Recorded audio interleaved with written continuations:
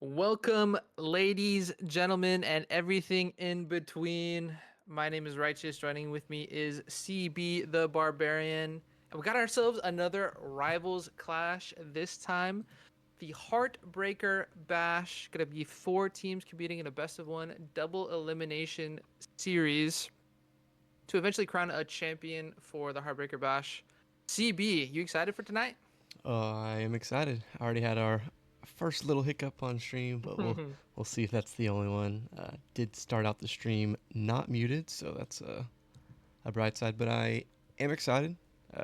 We already have our first matchup picked from last night's stream, so that'll be OEV versus DTT. But yeah, we're gonna get 4 games on stream tonight. Yo, it's gonna be fun. Potentially following one team the entire time. I don't know yet. But That's yeah, CB's script. He really wants that to happen. So speaking of that matchup, Don't Tilt Top taking on Optimal Esports Vanguard. Do we have that matchup screen for us to show everybody at home? we do. Look at me. I'm already ready for it. Look at you. So Don't Tilt Top, our first Rival Clash champions. Featured on the right side, on the left is the Optimal Esports Vanguard crew. Both of these squads, with some different players mixed in here and there, have competed in um, every single one of these clashes. And this is just a quick point total check between these two teams. Um, if you're looking at Optimal Esports Vanguard, going to be down 10 points, so on paper might be an uphill battle for this squad. But Don't Tilt Top made up of a hodgepodge group of individuals, no team synergy, so it should even out. We should have a good one. Yeah, it's tough when you see there's a 10-point difference, but that only means so much. That team chemistry for OEV might make up some of that point difference, and we will see shortly. But I mean, looking across, just I mean, position to position, are you anything you're worried about? We got some 12s, we got a 15. So I will say, while the Don't Tilt Top side has a higher point total, it's between, three individuals, where I feel like Optimal Esports is a little bit more well-rounded in terms of where their points are allocated.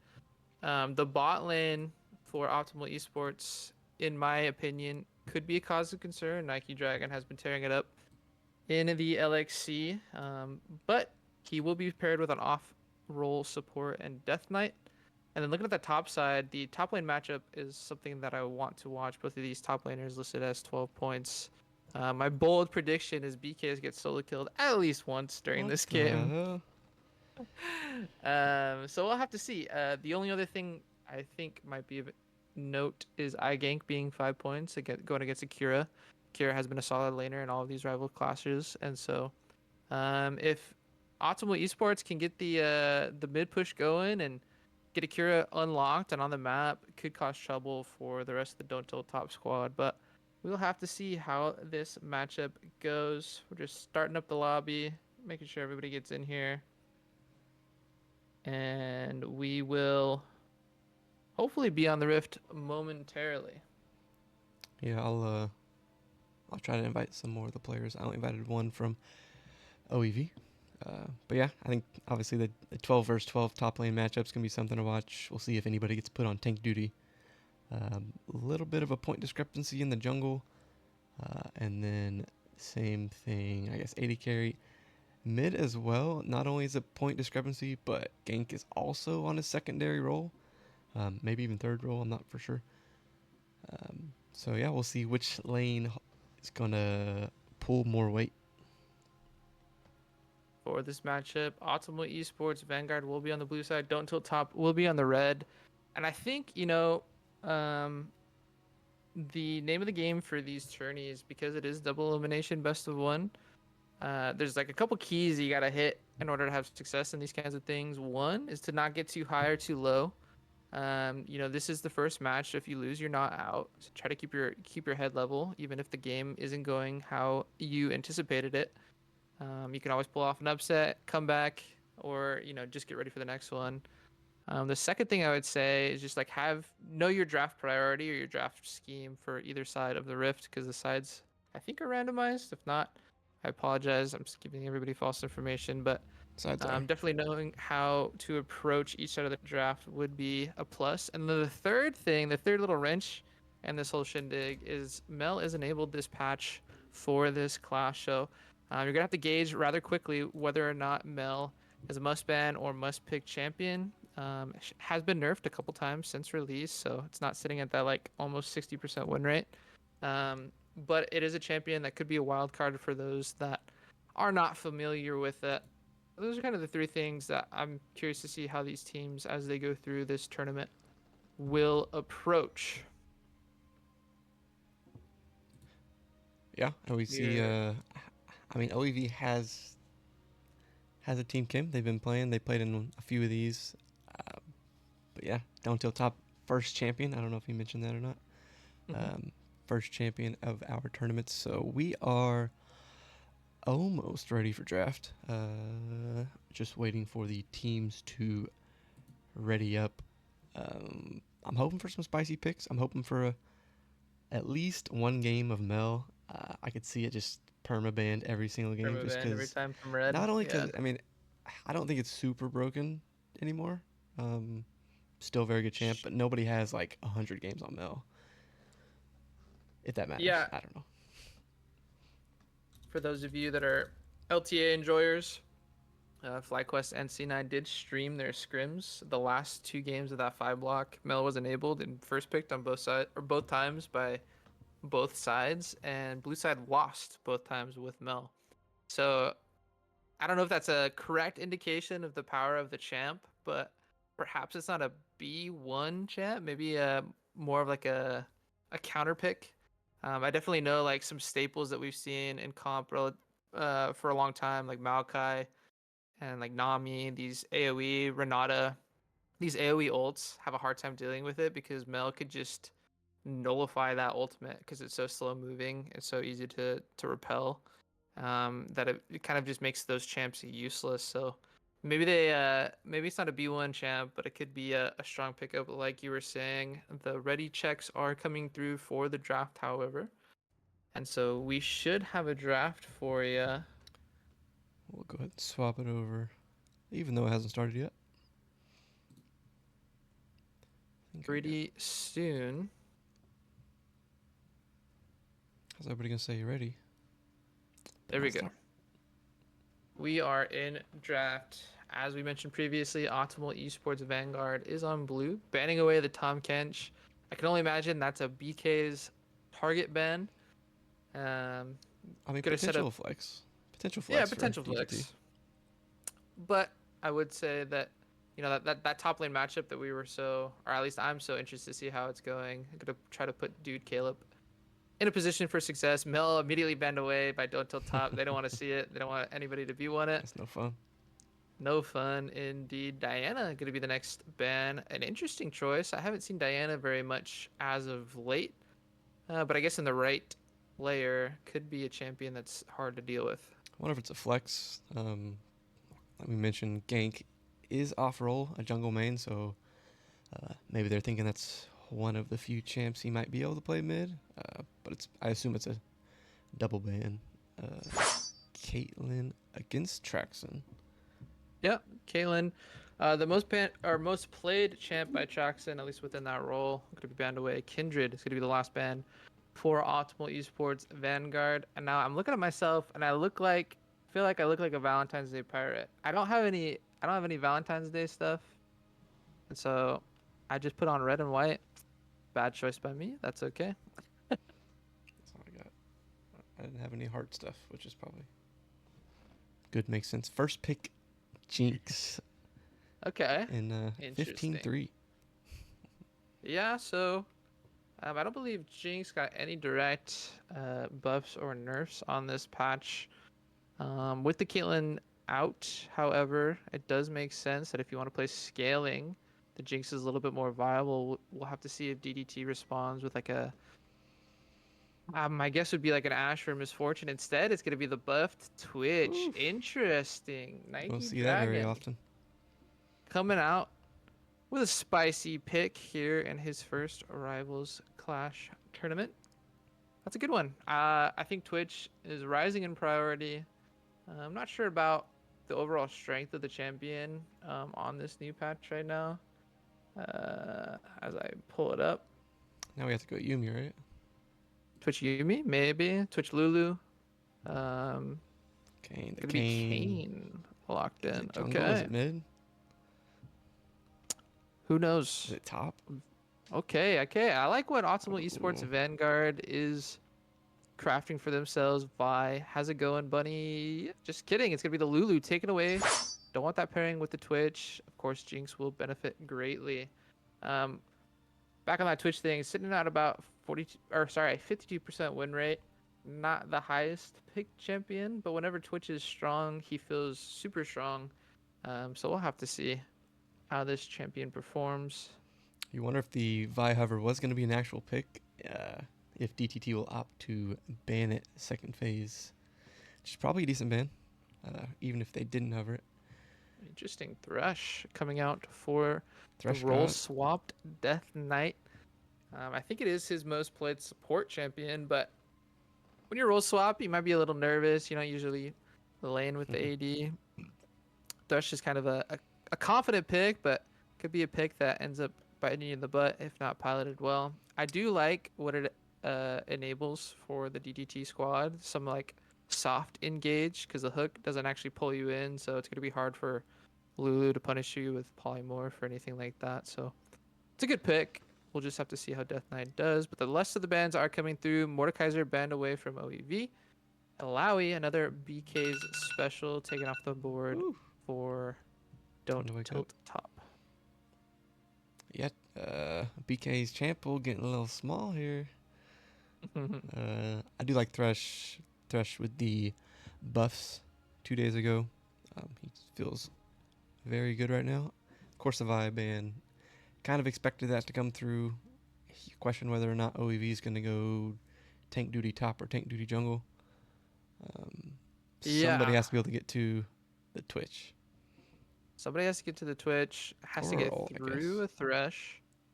And then, like you said, you need some front line for this Jinx to really do what it wants.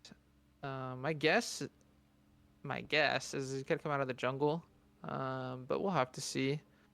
The fourth pick to be Cho'Gath, picked up early for BK's. Hellablaze, Cho'Gath. Hella Blades, maybe. He's been cooking, maybe. I would say, it would be a really good pickup if you went that Halo Blade Shurelya's route. Kind of buff this not only this Kane to get on top of the Jinx or Aurora, but also this Twitch to start space guiding on some fools.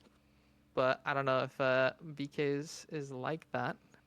Gwen covered would be surprising choice. Okay, it is locked, so it's good into the Cho'Gath.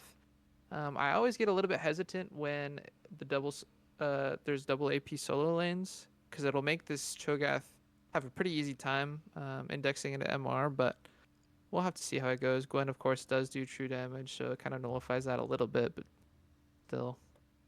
See, spicy Gwen jungle. Maybe. True. Don't think so. Nope. A Mumu going to be locked in for OEV, rounding out their comps. Some good team fighters, like you said. They're lacking kind of engage and some beef, so coming out of the jungle role for them. Time to clown. Looking for, I think OEV's won a couple games in these tournaments, just hasn't won the whole thing. Yep. So looking for a good win, put yourself up into the winner's bracket would always be a nice spot to be. Swain coming out for DTT. So interesting. Could this be a mid lane Cho'Gath? Or do you think it's just going to be the everyday mid lane Swain? I think it's going to be mid lane Swain. I don't know how much the buffs that Swain just got. I mean, he got a little bit. I don't think it's anything too crazy. But enough to apparently at least make him viable. Just getting some scaling in there. I mean, Twitch is going to scale. Cho'Gath's going to scale either way. I mean, how are you feeling? If you hide the names, hide the players, which draft, or you like him better?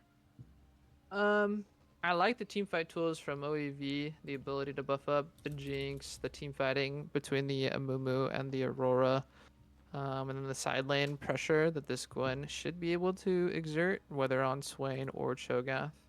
On the opposite side, though, I think DDT's comp comes alive a little bit sooner than OEV. There's a lot of scaling from OEV.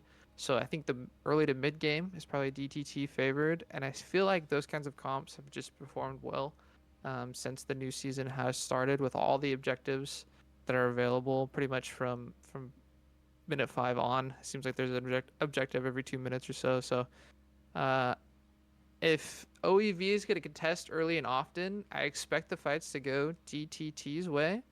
But if they're able to play that scaling game, look for some picks, and just play patient, that late game is going to be really scary for Optimal Esports. Yeah. Uh, we'll see what they opt to do. We're gonna give the game ready check, so we'll throw it to intermission here in a second. Um, if I don't cover the team names, it's hard to bet against DTT. Um, ch- champion wise, it's pretty close. If OEV plays it perfect, I'm confident that their champs win. But uh, DTD, it just depends on where Twitch is at and how Cho'Gath wants to play this one. I Uh, am going to potentially start a Poll. prediction. Um, While you set that up, I'm gonna throw it to intermission while we load into the game. we'll be back on the Rift after that.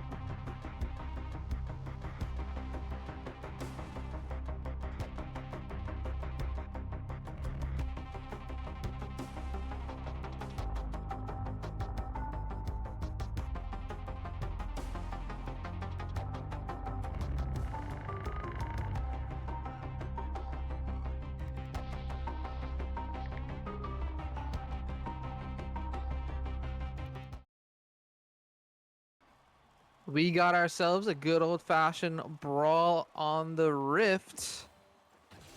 Don't Tilt Top taking on Optimal Esports Vanguard OEV on the blue side. Don't Tilt Top on the red. This is the Heartbreaker Bash.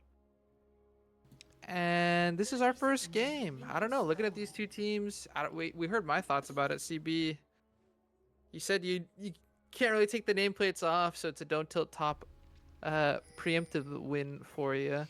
How do you think this Kane's gonna fare here early?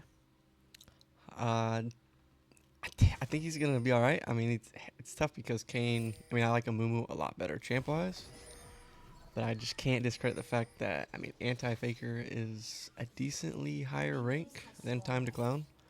Uh, so with that, he's got to know a thing or two on this Kane. We'll see which lane he picks. I guess he kind of has his options because there's no tank in any lanes. Just to avoid the Mumu, I assume, is the game plan. So you see him invading level 1. Yeah, I gotta be able to steal away the wolves for free. Um, Dude, Caleb and crew were expecting a potential invade, so they stacked up on the bot side. Meant that it was easy entrance for Kane there. And Time to Clown's gonna be spotted out by that ward that was placed on Raptors as well. So Anti-Faker might be able to dictate the flow of this early game. So we see a hook from Death Knight come forward. Will find Trax, and Trax is going to trade aggressively into Nike Dragon. Both ADCs were chunked, but Jackson coming out worse for wear. Yeah, I was wondering to see how Death Knight plays this. They are not going to hit level 2 first. Amumu is bot side. Kane, everybody on DTT should know that Amumu is bot side right now, so opting to play safe. We'll see if they go aggressive once they put eyes on Amumu, which shouldn't be too much longer. Kings are coming out on this top lane. Kane has a perfect position. Already got level 3 from that blue side clear. Anti-Faker is here. Dude, Caleb only level 2. Will they be able to escape? Anti-Faker taking extremely low. And actually traded. First Blood goes to BK's. But First Blood gold is no longer. So an even trade there is a win for Dude Caleb. Yeah, it's weird. The screen looked like it showed Dude Caleb getting the first blood, but I do believe it was BK's on Cho'Gath, right? It was, but since there's, I mean, First Blood really doesn't matter anymore. It's the first of 3 kills. So, True.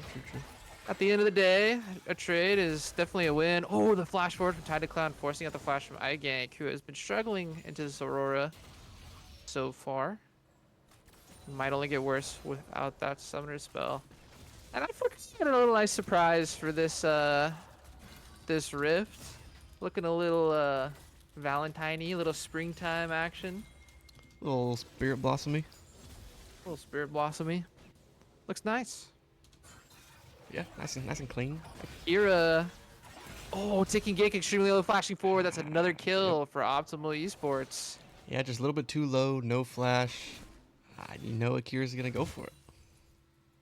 Yeah, and that's the aggressive laning we would expect from a mid laner going off into a role swapped jungler with iGank. So 1 kill would secure Optimal Esports the first feat of the game, that feat of warfare. Dude, Caleb taking low into BKs, but looks like they're just going to opt to push this way. BK's flashing forward. Oh, the rupture. The ghost, just enough. Yeah, just enough. So, Dude Caleb will escape with their life, but the wave state will not be favorable for them moving forward. Yeah, I mean, we're all 4.5 minutes in, but Cho'Gath playing really aggressive into a Gwen that had the counter pick into Cho'Gath. I guess we didn't. I don't know if you mentioned it. Cho'Gath did not go the spicy build. No Hellblades. No Hellblades, unfortunately. Yeah, Dude Caleb might struggle into this matchup until about 2 items. Of course, Gwen does scale extremely well. But with the early aggression from Anti-Faker, Dude Caleb has been feeling the effects of this early game Cho'Gath. But the gold just about dead even. Hook goes wide from Death Oh, Knight. just a little bit. As Traxon aggressively stepping forward right when Anti-Faker is making their presence known. Going to force the flash from Traxon. Support using the exhaust as well. He and Bamboo on the run. Going to flash away as well. So no kills for the DDT squad, but getting all the summoner spells out of OE Vanguard's bot lane. Yeah, ultimately was a good gank. I didn't think it was going to be because Death Knight used the hook like 3 seconds before Kane went on the vision. You'd like it to see him save that, but ended up working out, getting all summoners from OEV's bot lane, and what should be a free dragon with a Moo topside should be free void grubs for them. Yeah. That was a perfect game gank timer from Anti-Faker as well, because either you're getting some kills or you're forcing out enough pressure into the immediate dragon, basically, for free. Yeah. Meanwhile, the cross map trade will happen. Anti-Faker looking for the red side, doing the correct thing. Wasn't there, so go back. But the epic monster is going to be a neutral trade, so I don't know. I like how the scaling comp of OEV has fared so far. Yeah. Don't Tilt Top has played aggressively, just hasn't been able to find anything to really connect. Yeah, I mean, both sides have some scaling, but I kind of expected DTT's bot lane to be a little bit more aggressive, just given that it is a ticking time bomb with Jinx. But yeah, I mean, it's a close game. This is what we hope for. I don't know what I expected necessarily, but we'd like to see it. Just kind of some chilling. Forgot the question I had. So, oh yeah, I don't know if you guys saw in the chat. Just a little bit of light banter just to kick it off. One team said good luck, the other team said you wish. I didn't catch that earlier. So Yeah, do you have chat enabled for the stream? yeah, Okay, that's good. of course. I gank. Gonna be ulted on by Akira. Akira, I don't think it has enough damage to kill the ulted Swain, but Swain gonna be forced to back off as Time to Clown is here. So that is an ult for an ult in the mid lane. Neither of these mid laners have the flash available. Death Knight positioning aggressively in that bot lane because, of course, Helium Bamboo and Traxon don't have flashes either. In fact, there's basically no flashes available to OEV right now, so if Don't Tilt Top's gonna get aggressive, it should be here in the next minute or so. Yeah, that's what I'm trying to see. I'm trying to see some papa.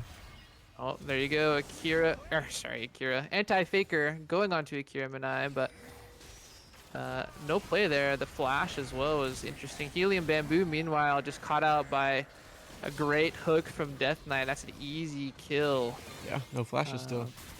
BK's forcing the ultimate wasn't enough to kill dude Caleb in game, of course. So both of these top laners taken extremely low. Traxon getting aggressed on by Death Knight, but Death Knight might have been taken off Nice more block than he back. could chew. Nice block from Nike Dragon. Third Will kill. secure another kill for this Don't Tilt Top bot lane and the Feat of Warfare as well.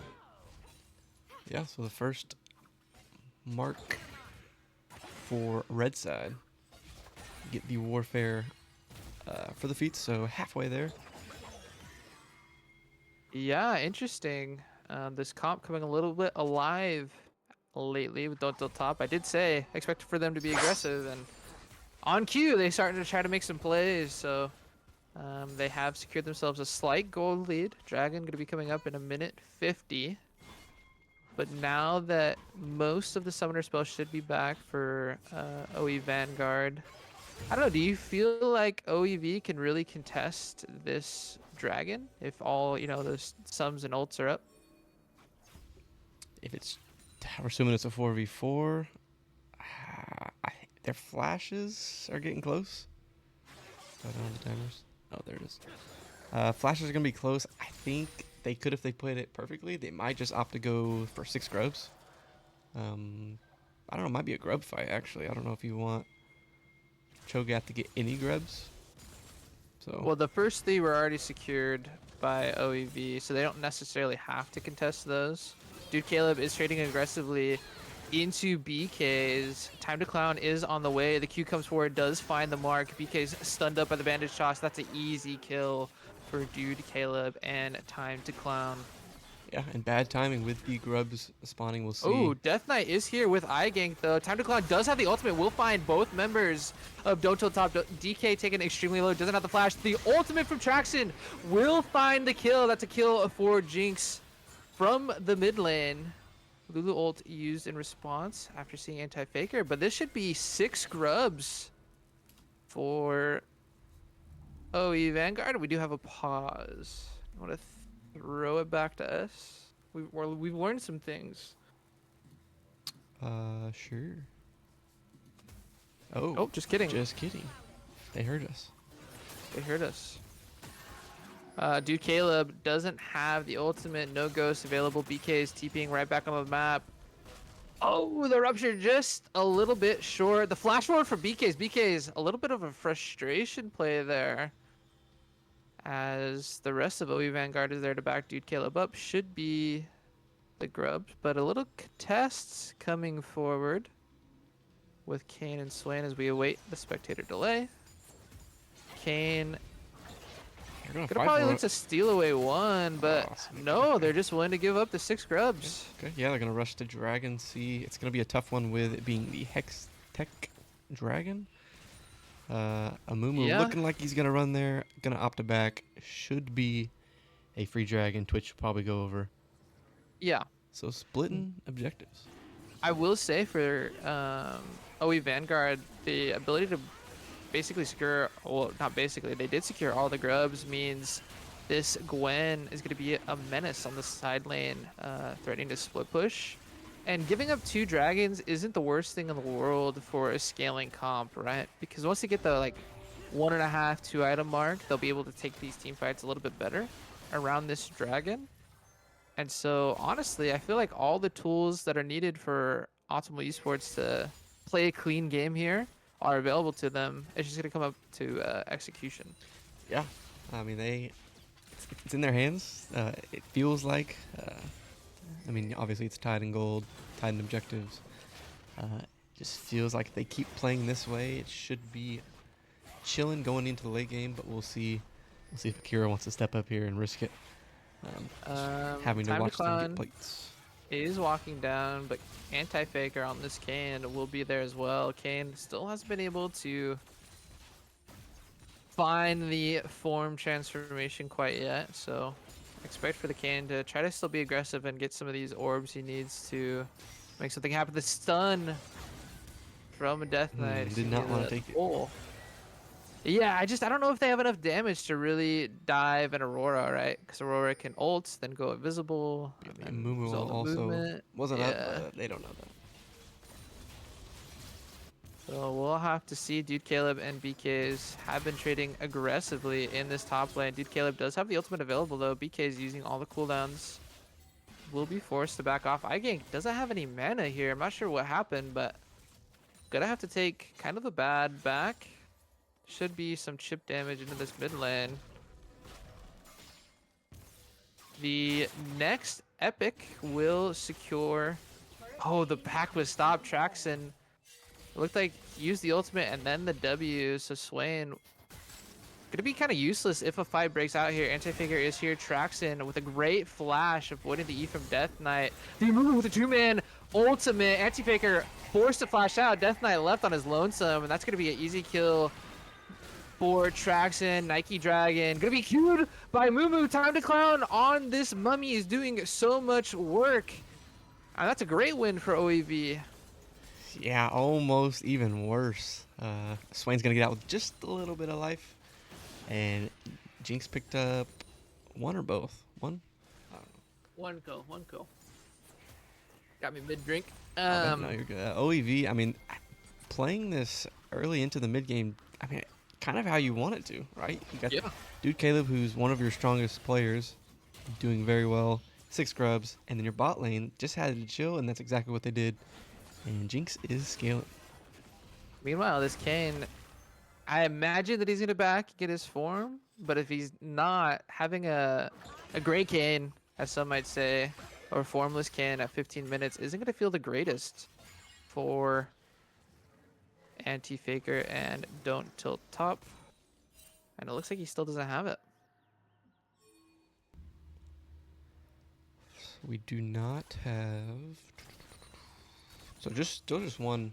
Wait, am I sure? Yeah, still just one mark of defeats. Not as important as it used to be. We'll see if anybody wants to get too crazy to get it. But we do have the Rift Herald spawning DTT. First move on it. We'll see if there is a team fight at it. Yeah, this Rift Herald, whichever team does ultimately secure this objective, will get themselves the Feats of Strength and that boot upgrade.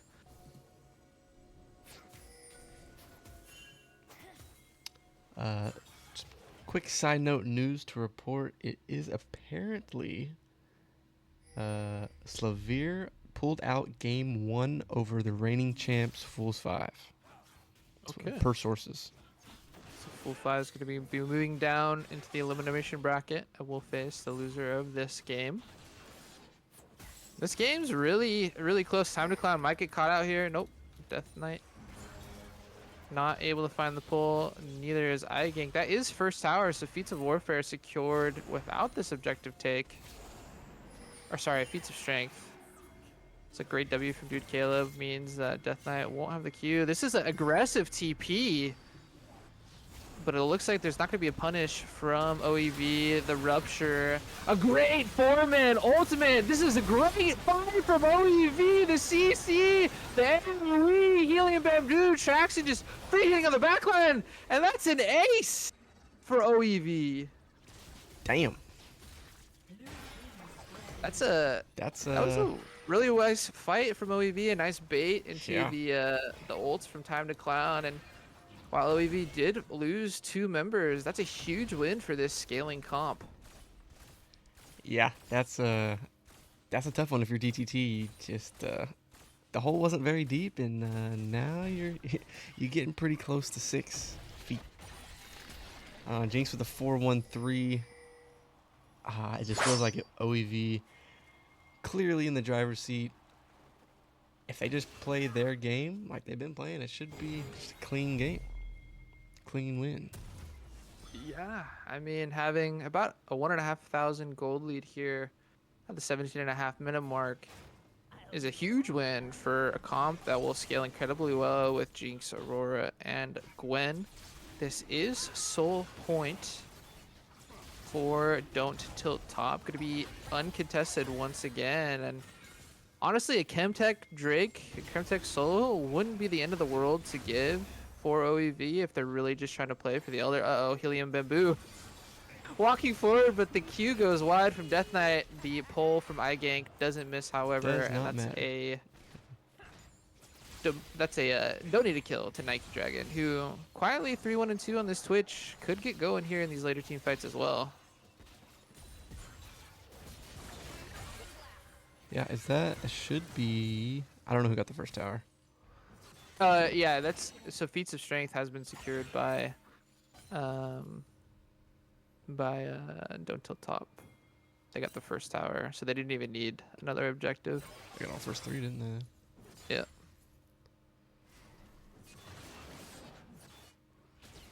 Yeah, it's interesting they won all the what you could call the Feats of Strength minigame, but right now they are facing almost 2,000 gold deficit. The combination of Akira, Manai, and Traxon has been a good one. I will say, other than like the iGank ultimate on Swain, there's not a ton of teamfight tools for Don't Tilt Top to really respond to a straight up 5v5 approach from OEV. So if OEV plays patient, plays their game, we could have at least according to the paper, an upset. Yeah, I mean, here in the first round. I think DTT. I mean, they wanted to pry out kind of the 1-3-1 late game, but there's just no chance of doing that now. iGank down in the bot lane does have the teleport if anything breaks out, but I don't expect a lot of action to happen until the next objective, the dragon, coming up here in 3 minutes. I say if you're OEV, just Let's do it. Let's get up in there. Let's get some action. And Mumu going top Uh, for BKs. I think the next power point for them to really fight is Time to Clown. We'll have to hold that fight as a bandage toss, immediately forcing the flash out of BK's Dude Caleb using the ultimate as well. I think the power point that OEV is waiting for is that IE on Jinx. You already see the BF sword and crit cloak bot. Should be close. It's a good time to look at the overall gold from both of these team members. And it looks like the majority of the lead for OEV is actually in the mid lane. Gank not having the best of time into Akira Manai. Down quite a bit of CS and 0-2 as well. But other than that, about even across the board. Kind of surprising. Yeah, it just depends on where that gold is. There's 500 gold on the board if DTT can kill Akira and Traxon.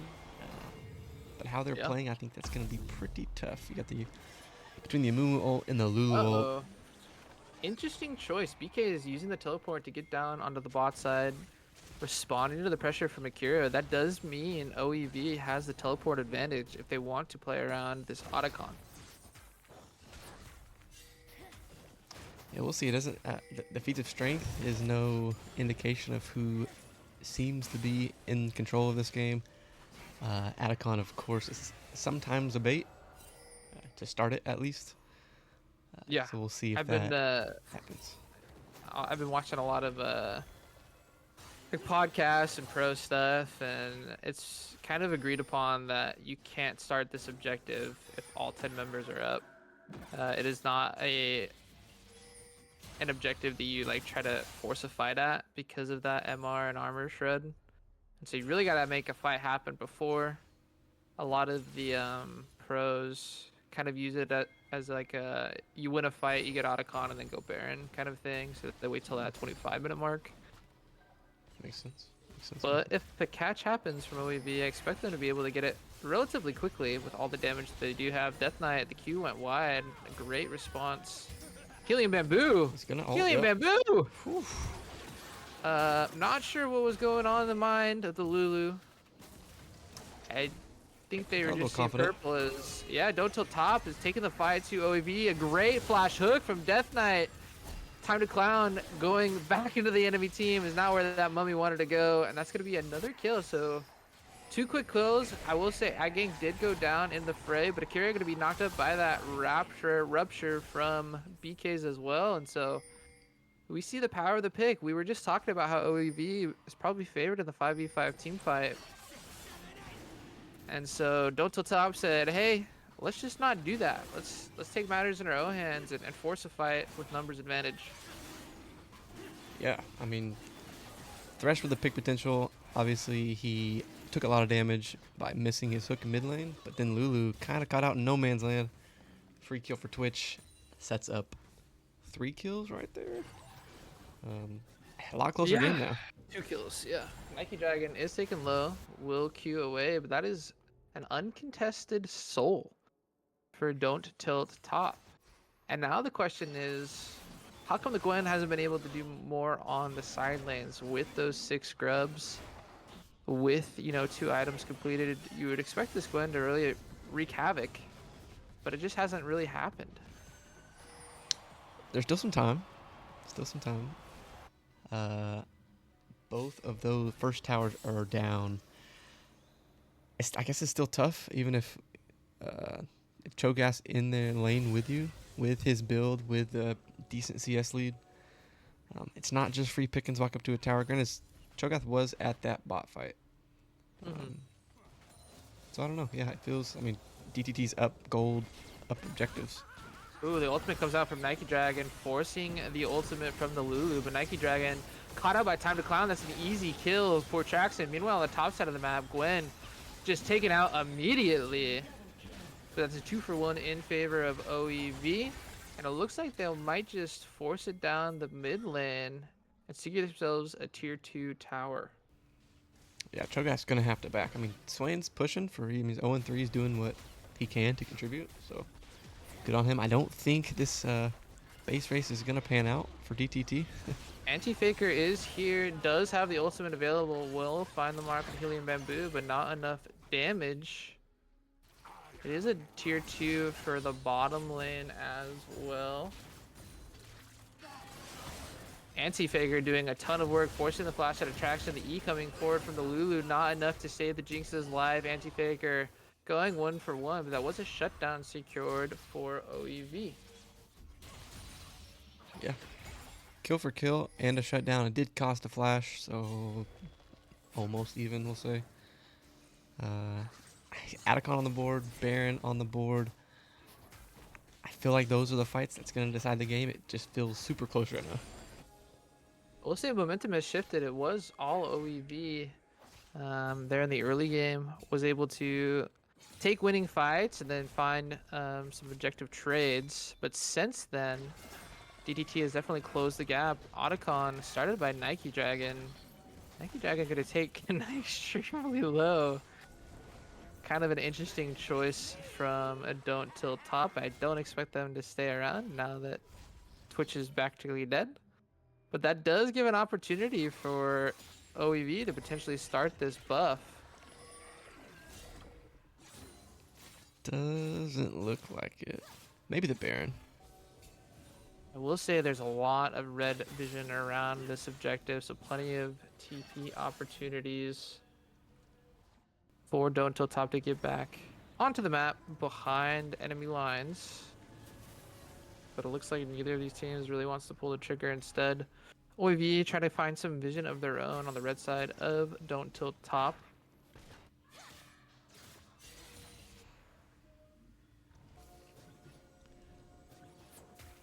We'll see. I mean, what do you like here? I mean, a team fight into Atacon into Baron, or a Baron pull them into the fight, I guess?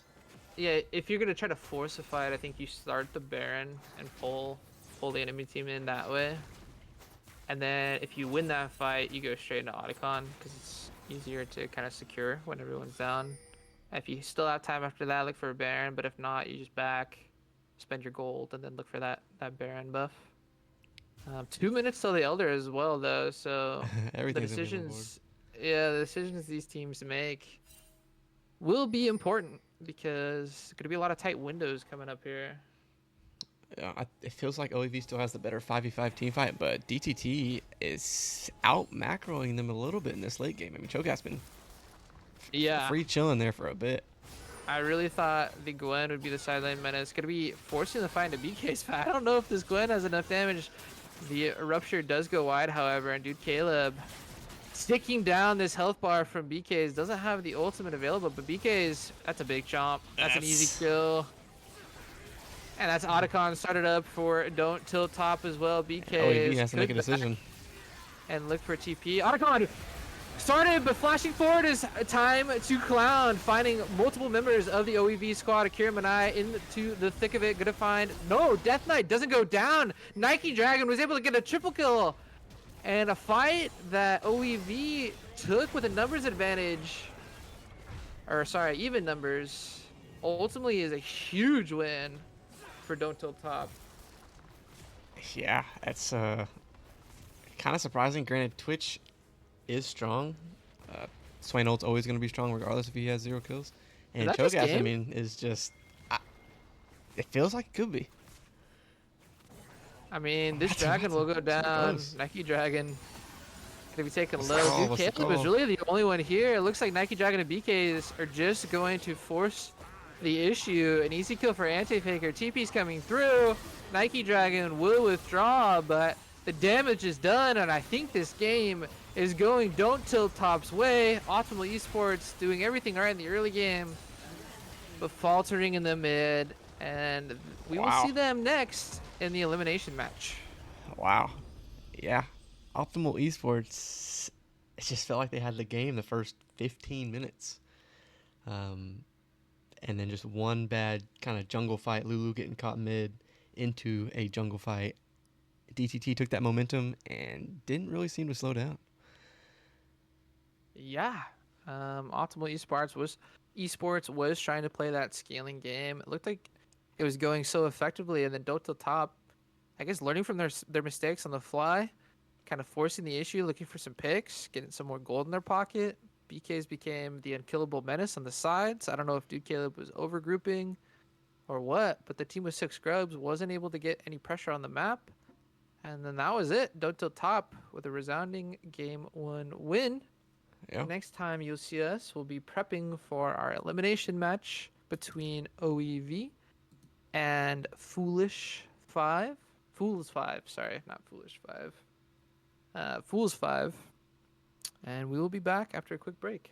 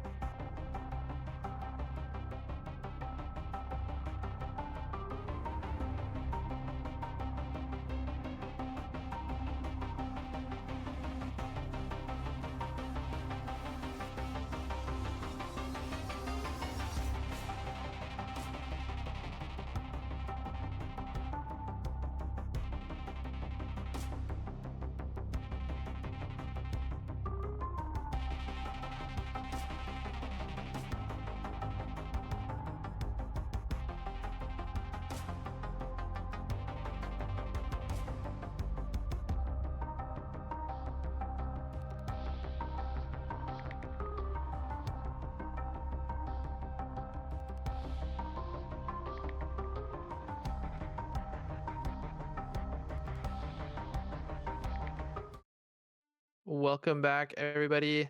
Last we saw OEV taking it to the wire with Don't Tilt Top, Don't Tilt Top, then kind of turning on the Jets and running away with it and was able to pick up that victory. So OEV is going to be streamed once again, and they're going to be taking on Fools 5, the loser of the matchup that they had with Slavir.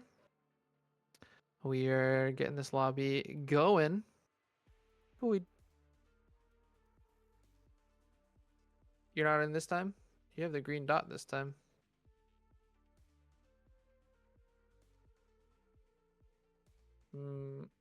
CB, you're also muted as well. Perfect. Good thing I'm not in there anyway, right? Yeah. Avi isn't Yeah. Okay. letting Well, let me in. spec in. So Might have to remix. We're what is figuring it out. Not everything's perfect here. I don't think it It's ever has been. coincidental that based on who won both of the first games, um, all four teams are actually playing on the same side. Rivals is CB. Yeah, I don't know. I'll quit it again. I don't know. While I'm doing that, I can pull up the match screen so we actually have something to look at other than us. Yeah. We can look at the matchup. Create custom while you're doing that.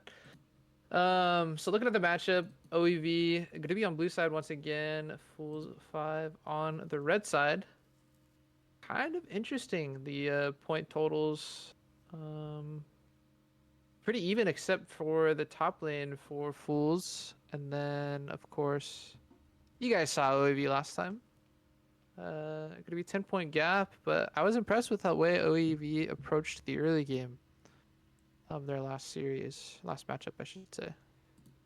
Yeah, and I was trying to look to see who did well. It looked like the bot lane, Fools 5 did pretty well. Mid I'll not invite you too one more shabby, time, but see if it works. If not, then we're gonna have to make a new one. we'll see. I'm gonna assume no if you see me in there. Oh, Yeah, it's wait, not. wait, wait, wait. Oh, I'm in. okay. There we go. Very slowly, but we'll see if my computer's cooked. I don't know. Yeah, it didn't look like a very close game from Fools 5 and Slavir. So, and it was, I would say, a pretty close game for A little 75% of bit. it Yeah. between OEV and DTT. So, I will need the spectator link. There was some rumblings that the Sylvere mid laner was camped by Eyesight on the Maokai. So we'll have to see He wouldn't do that. if that's gonna be the case for OEV as they approach this game. Um,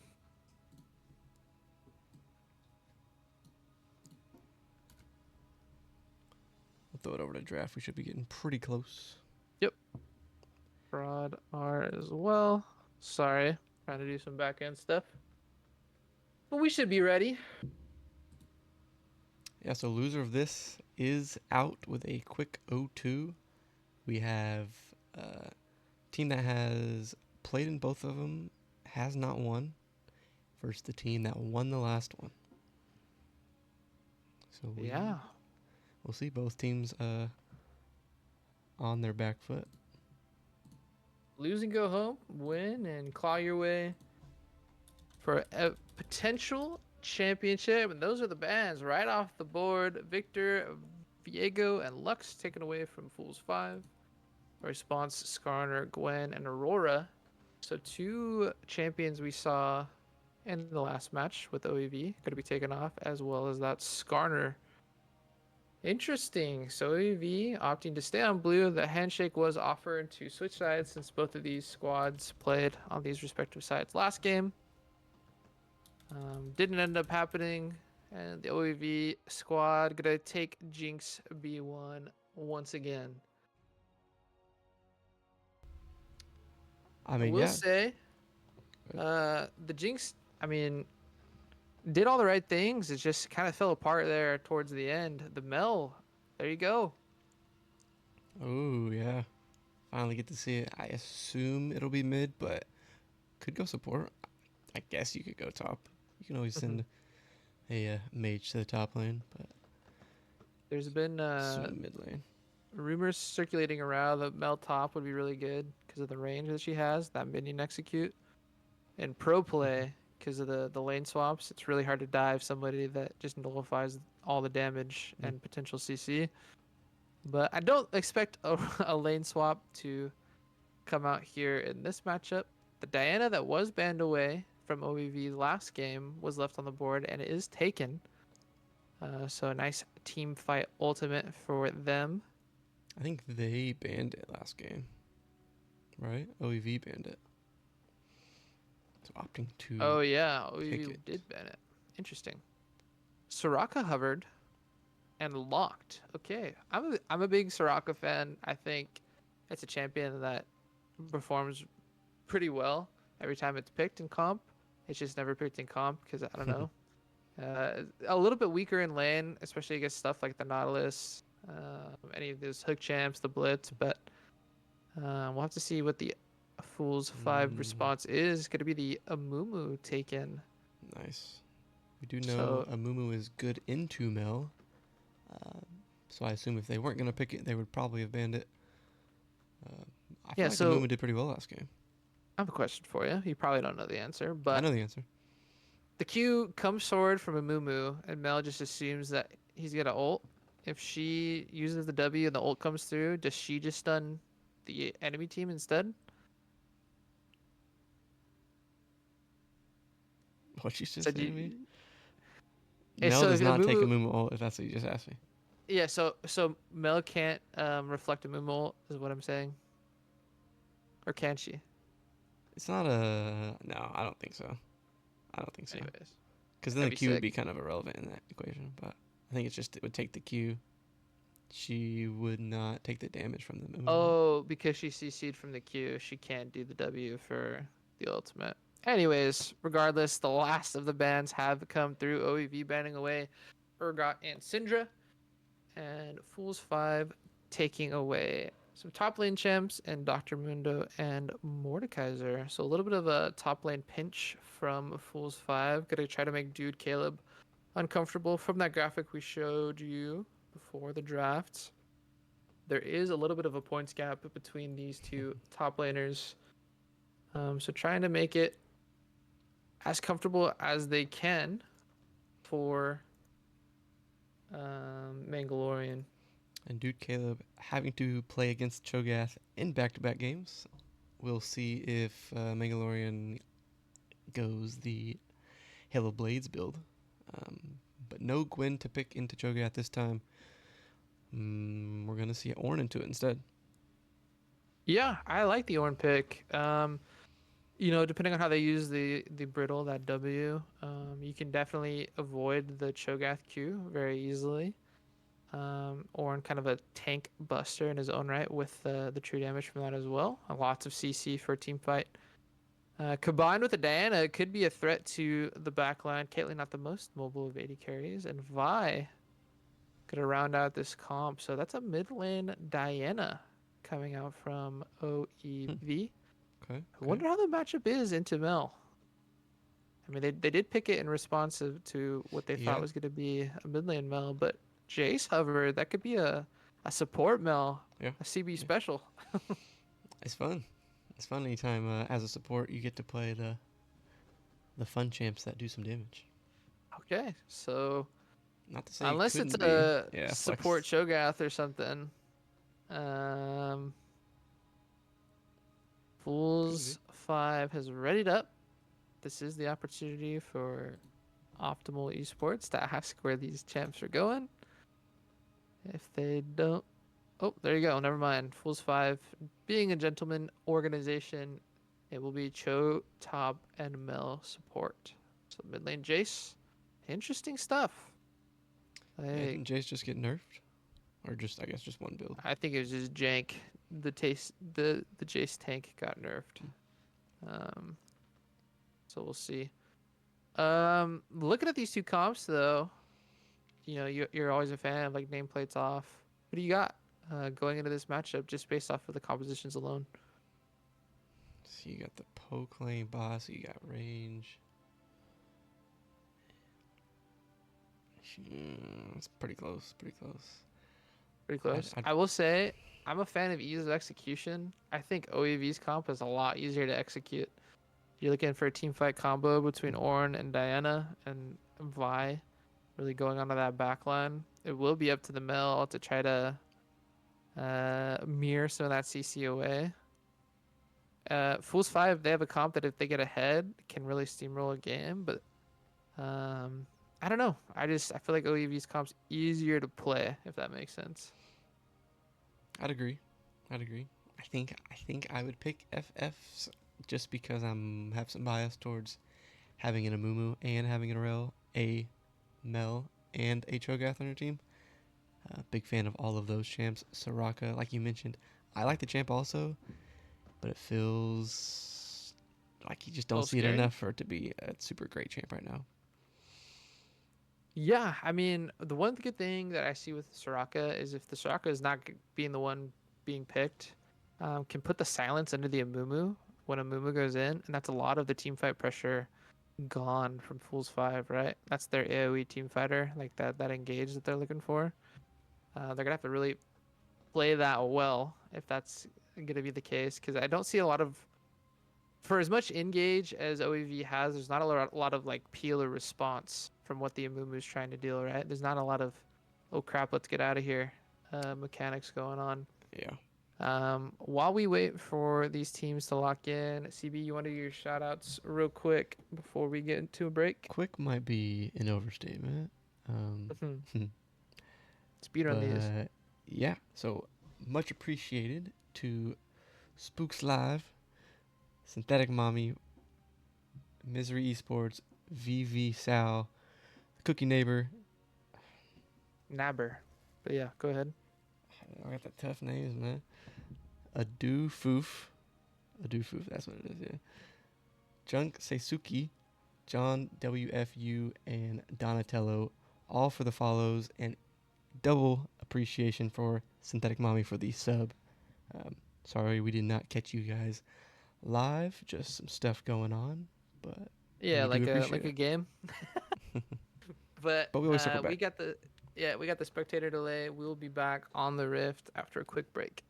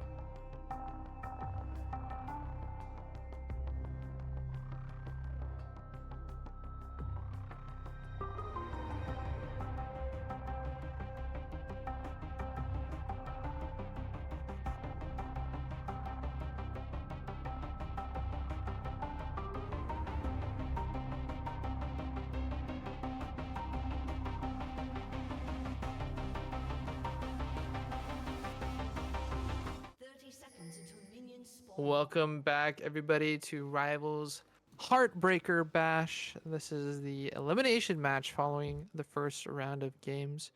OEV was taken down by Don't Tilt Top, and Fools 5 was taken down by Slavir. OEV is once again on the blue side, Fools 5 on the red. 5 point has developed, but Helium Bamboo kind of potentially in a scary We'll see. situation. Sprite is here, Foolish as well. So Helium Bamboo could be taking about, we'll call it a quarter of their HP, maybe an eighth. Yeah, and won't be enough to back, but she definitely needs. Soraka definitely needs her health. Yeah, should have the Q though, so if a Q lands, we'll be able to regen that. Probably fine. We will have to see. So we get to see a Cho'Gath again. Get to see an Amumu again. Bot lane for OEV first game played really safe. We'll see if they will opt to do the same thing here. I assume they will. DTT did not play super aggressive bot lane. We'll see if Fools 5 decides to do that. Yeah, looking at these two matchups, I will say that Akira Manai on this Diana, this mid lane Diana, we don't see typically be taken very often. Opting for the Conqueror build, so going to be kind of like that bruiser we might see come out of the jungle, which is interesting to note. Not a lot of burst potential. You want to note Ornn's items? Yeah, Ornn going the itemless route. It is a strat where you take the refill, you just play for the first couple waves or so, and then just buy a better component by saving that gold. You're investing into the future. I think Dude Caleb, assuming that Mandalorian on this Cho'Gath won't really have any kill threat into him. Mandalorian actually taken down extremely Who low needs in this items? itemless Ornn. Yeah. What else of interest? Oh, Foolish immediately aggressed on by Akira Manai, but FFK Rich is there as well. So first blood actually goes to Time to Clown. Gonna be traded by FFK Rich, but I think Time to Clown Nope. won't be able to get that kill. So an even 1-for-1 in the mid lane there. Yeah, perfect timing. Both junglers ganking the same lane at the same time. Yeah, both mid laners going down as well. It means that neither of these jungles will actually lose tempo. Dude Caleb showing why this Ornn counterpick can be so oppressive into a Cho. It is something to note. Akira did flash, while Foolish still has their flash up. We'll see if that comes back to bite him here in a bit. Yeah. The range, of course, gonna go the way of Jace here early on. I don't think Diana really has any kill threat until either an item comes through or that ultimate. Traxon and Helium doing the playing safe and scaling thing. Sprite doesn't have the W available, so won't be able to reflect this Vi. Vi doesn't have the flash though, so JC and Sprite gonna be able to walk away relatively free. And so far, the only advantages have come in this solo lanes. Ornn getting up a nice little CS lead into Mandalorian. Dude Caleb showing the point differential. And then here in the mid lane, after all was said and done in the 2v2, we'll say 2 waves up for Foolish. Caleb opting to walk back to lane. It looked like Mandalorian was going to also opted to TP as Dragon spawns in 30 seconds. Amumu coming around. Probably getting just a ward. a ward. Yep. He put a ward on a ward, so maybe they know. But yeah, nobody gearing up for a dragon yet. Getting the worst of wear with these trades and Dude Caleb. And you know, we talk about the scaling. The ornaments will be coming in handy, especially for picks like Vi and Diana, but that might fall off after the mid game. Meanwhile, not a ton of scaling outside of the Mel potentially, but that is support Mel, so not a lot of gold going the way of Sprite for this Fools 5 team. So I don't know. I mean, Cho'Gath scales, right? He'll be eating stuff and getting big, but in terms of damage, I feel like it'll probably be in favor of OEV, but we saw them play a scaling comp last time. It didn't go quite their way. Yeah, it seemed like they almost did better before they were scaled. Yeah. Not that they really got fully scaled, but their early game was where they did the best. We'll see. Yeah, OEV gonna scale to Oblivion. It'll be interesting team fights if they opt to go 4-1 or 5-5. And we might get our first big-ish fight. Unless Moo just sneaks it. Yeah. I mean, look at those pink wards from Fool's 5. As the ultimate does come through Akira, Akira will find the damage. There's the flash. Forcing the flash out of Foolish is time to clown. We were talking about Dude Caleb getting the better of these trades, but Mandalorian does have 6, and if Dude Caleb's not careful, yep, flashing away, would have died there. Yeah, definitely a smart choice to flash. He saved the TP earlier, so if he needs to back, he'll be chilling. But I expect him to stay with his teammates top side.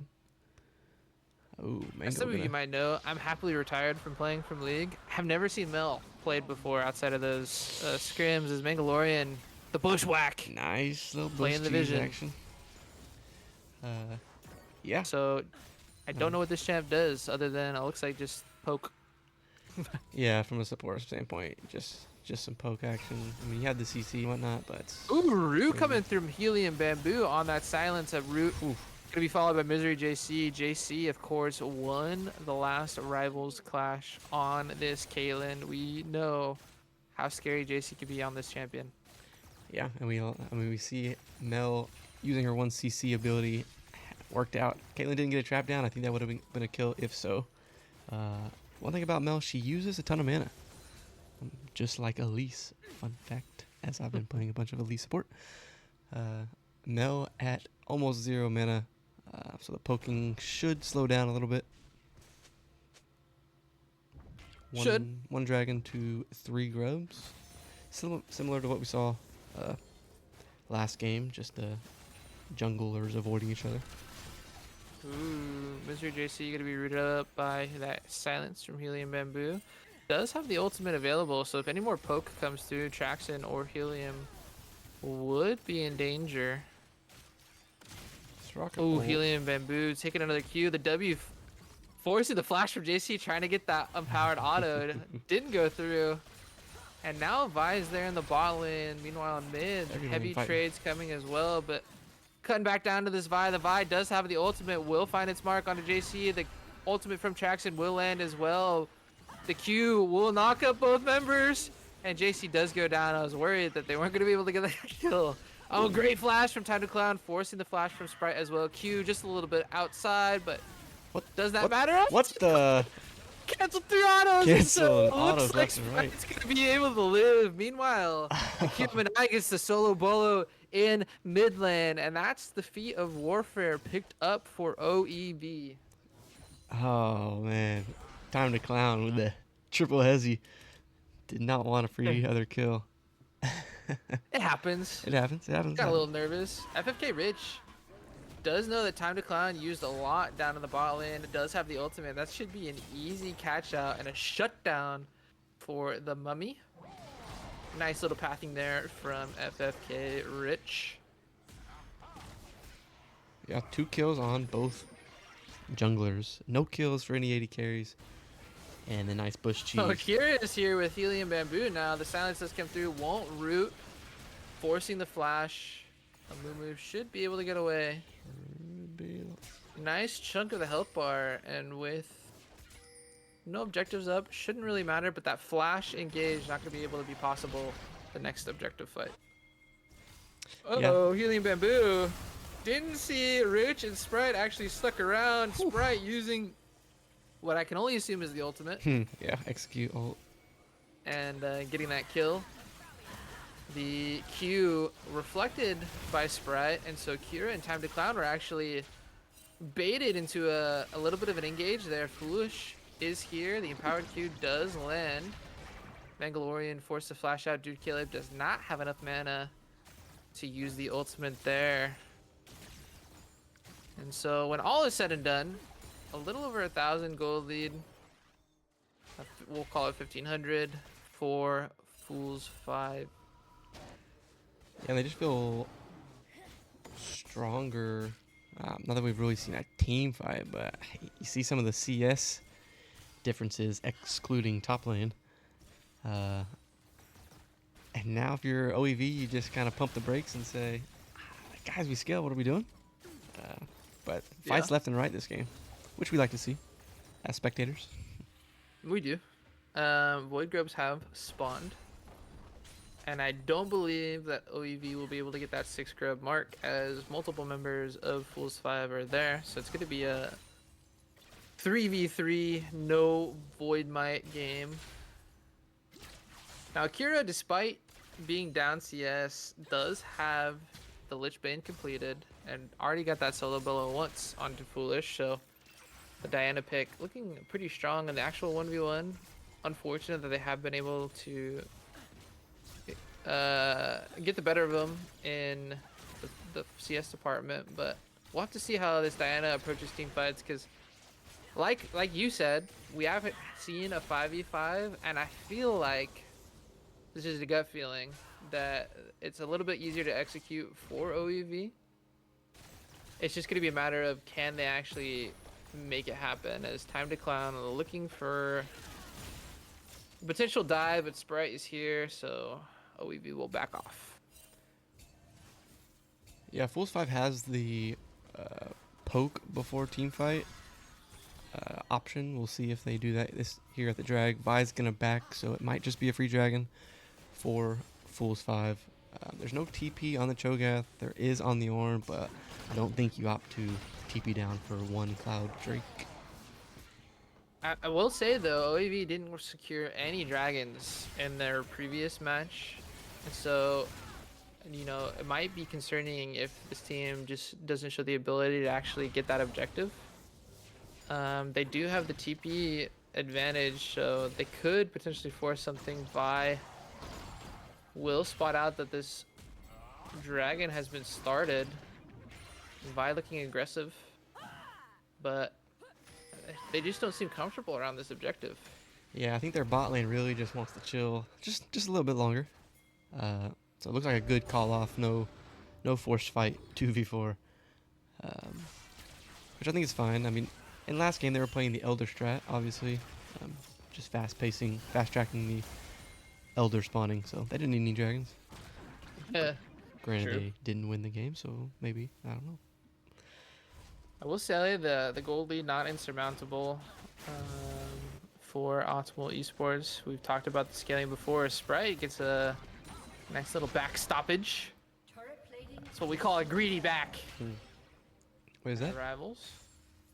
That, whichever one you want to call it, the epic feat mark? 3 grubs counts as 1, right? Yeah, so that is the epic, I think the Monster Slayer feat, we'll call it. As Helium Bamboo, I mean, that's just as easy as it gets for the tower dive. Should be the first tower as well, and that should be feats of strength going to Fools 5. Yeah, the pick potential for Fools 5. Kira is here, though. Waiting to use the ultimate, engaging on a Sprite. Sprite forced to flash out. Kira doesn't have any mana now, gonna be forced away. The ultimate from Sprite does come through, will result in Time to Clown going down. Traxon with the Yuntal, just not enough damage to really do anything here at this point. And so blink and you miss it. That's about 3,000 gold lead for Fools 5 here. Yeah, I mean, OEV is just not scaled yet, and Fools 5 is catching a lot of momentum here into the mid game. So if you're OEV, I don't know, you can play slow all you want, but if Fools 5 is going to take it to you, you can't really do anything but watch them take towers and kills. And I will say the method of success has been kind of nice to watch from Fools 5. I think Mandalorian's a great player for what this team needs. I do think that if these are actual 5v5s, the 5 might go a little bit differently, just because Dude Caleb might have a little bit more experience in doing that. But the way that Fools 5 has been approaching this map is basically, hey, let's just leave the tanks 1v1 on an island. We got Mandalorian a little bit ahead with that kill early. Ornn isn't a split pusher, so the more time that we can just have him on sides, the less time he's to be effective. The Rupture canceling the E from Dude Caleb, and I'm just talking about being an island. I think Dude Caleb thought it was as well. That's an easy kill for Rich. Is that a smite kill? Look like it. Uh, Yeah. yeah, just no vision, pushed up a little too far. They're not tracking the Amumu. I mean, Fool's 5 vision game going pretty well right now. Ultimate does come from Sprite, but not enough damage for Helium Bamboo to fall. Wait a minute. Akira with a nice flash ultimate, setting up the Ooh. double kill off of that Super Mega Death Rocket from Traxon. Let's see if the fighting is over. Think Jace is just Uh, gonna clear the wave. yeah, Rich Oh, they're was not fired done. up by the ward. Rich still has the ultimate and the flash available. Could look to be aggressive here. TP from Mandalorian, the Rupture does not find the mark. That should spell the end of the fighting. Just kidding, Orange here with Horn. But the CC means that the second part of the ultimate will not go through. And that just feels bad. I like the aggression. I mean, they went for it, so I mean, yeah, applaud him for that. It seems like deja vu from earlier. Jinx getting a two-piece chicken McNugget here in the mid game. We'll see this game if they can do something with it. Didn't really feel last game like Jinx really got to get online, but a quick little double kill for Jinx always feels good. Yeah, I will say, the gold lead still definitely in favor of Fool's 5 as the root will come through. Not a lot of damage from this support mill. But that Not should yet. be enough to force out Vi and lead to an easy Rift Herald secured for Fool's 5. Time to Clown. Just doesn't have any help behind his team for these objectives. And it just seems like OEV is desynced when it comes to trying to secure these neutral epics. Well, credit to Fools 5, they are playing pretty fast-paced, and OEV really just wants to slow it down. Granted, the 2 kills helps Jinx a little bit. I just don't think they're there yet to where they really want to match the aggressiveness. But I think they're going to fight here. The way this Sprite is playing, I feel like if Time to Clown had any help, they could probably pull the trigger, right? Sprite is just playing like they have a team behind them, even though it's been a solo Mel basically this whole time, just tracking Time to Clown. Now that Fool's 5 is actually here with the Mel, it seems like they're so hesitant to pull the trigger, OEV. Now, granted, they do scale, like you said. They don't really need to fight for this soul point, but it is soul point, right? And, you can only give up so much before you're just giving up the game. Yeah. That slow bleed turns into an unwinnable game eventually.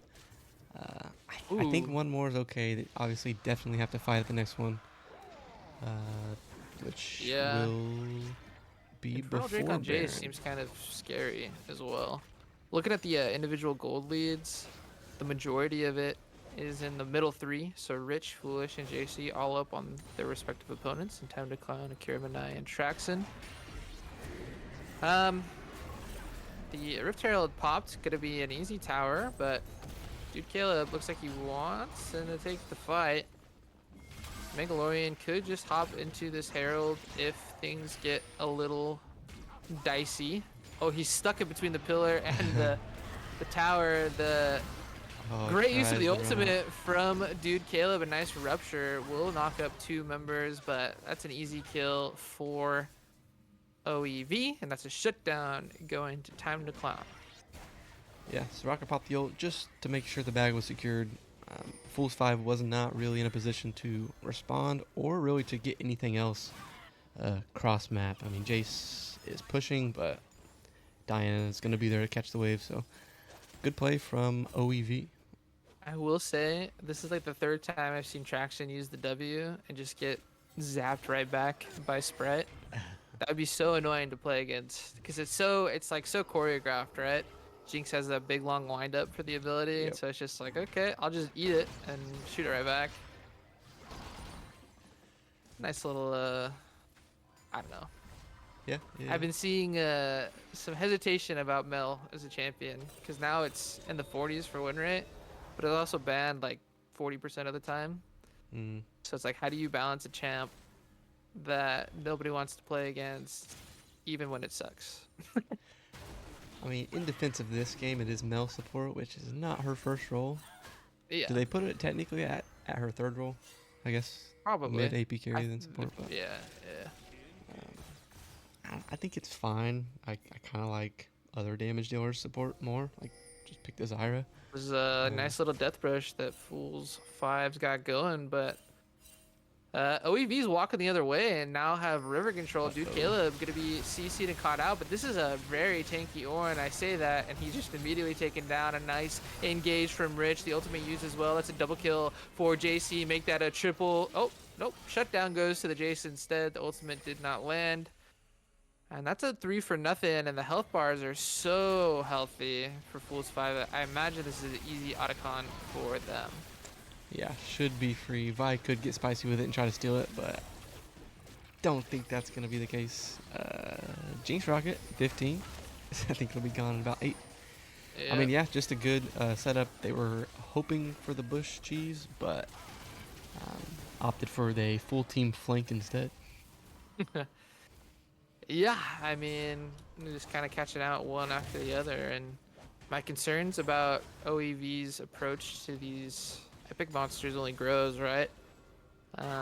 They're really good at securing things that aren't contested on the cross map, but when it gets going to the 5v5, they just haven't found success across 2 games.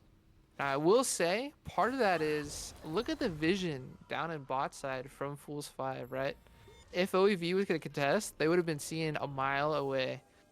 And the vision for OEV just hasn't come to fruition, right? They haven't been able to find an opportunity to really get those deep wards, to get that set up for a potential flank from Akira, from a potential catch out, from time to clown. And the macro game is definitely being won in large part thanks to the vision game from Sprite and really the rest of the crew, right?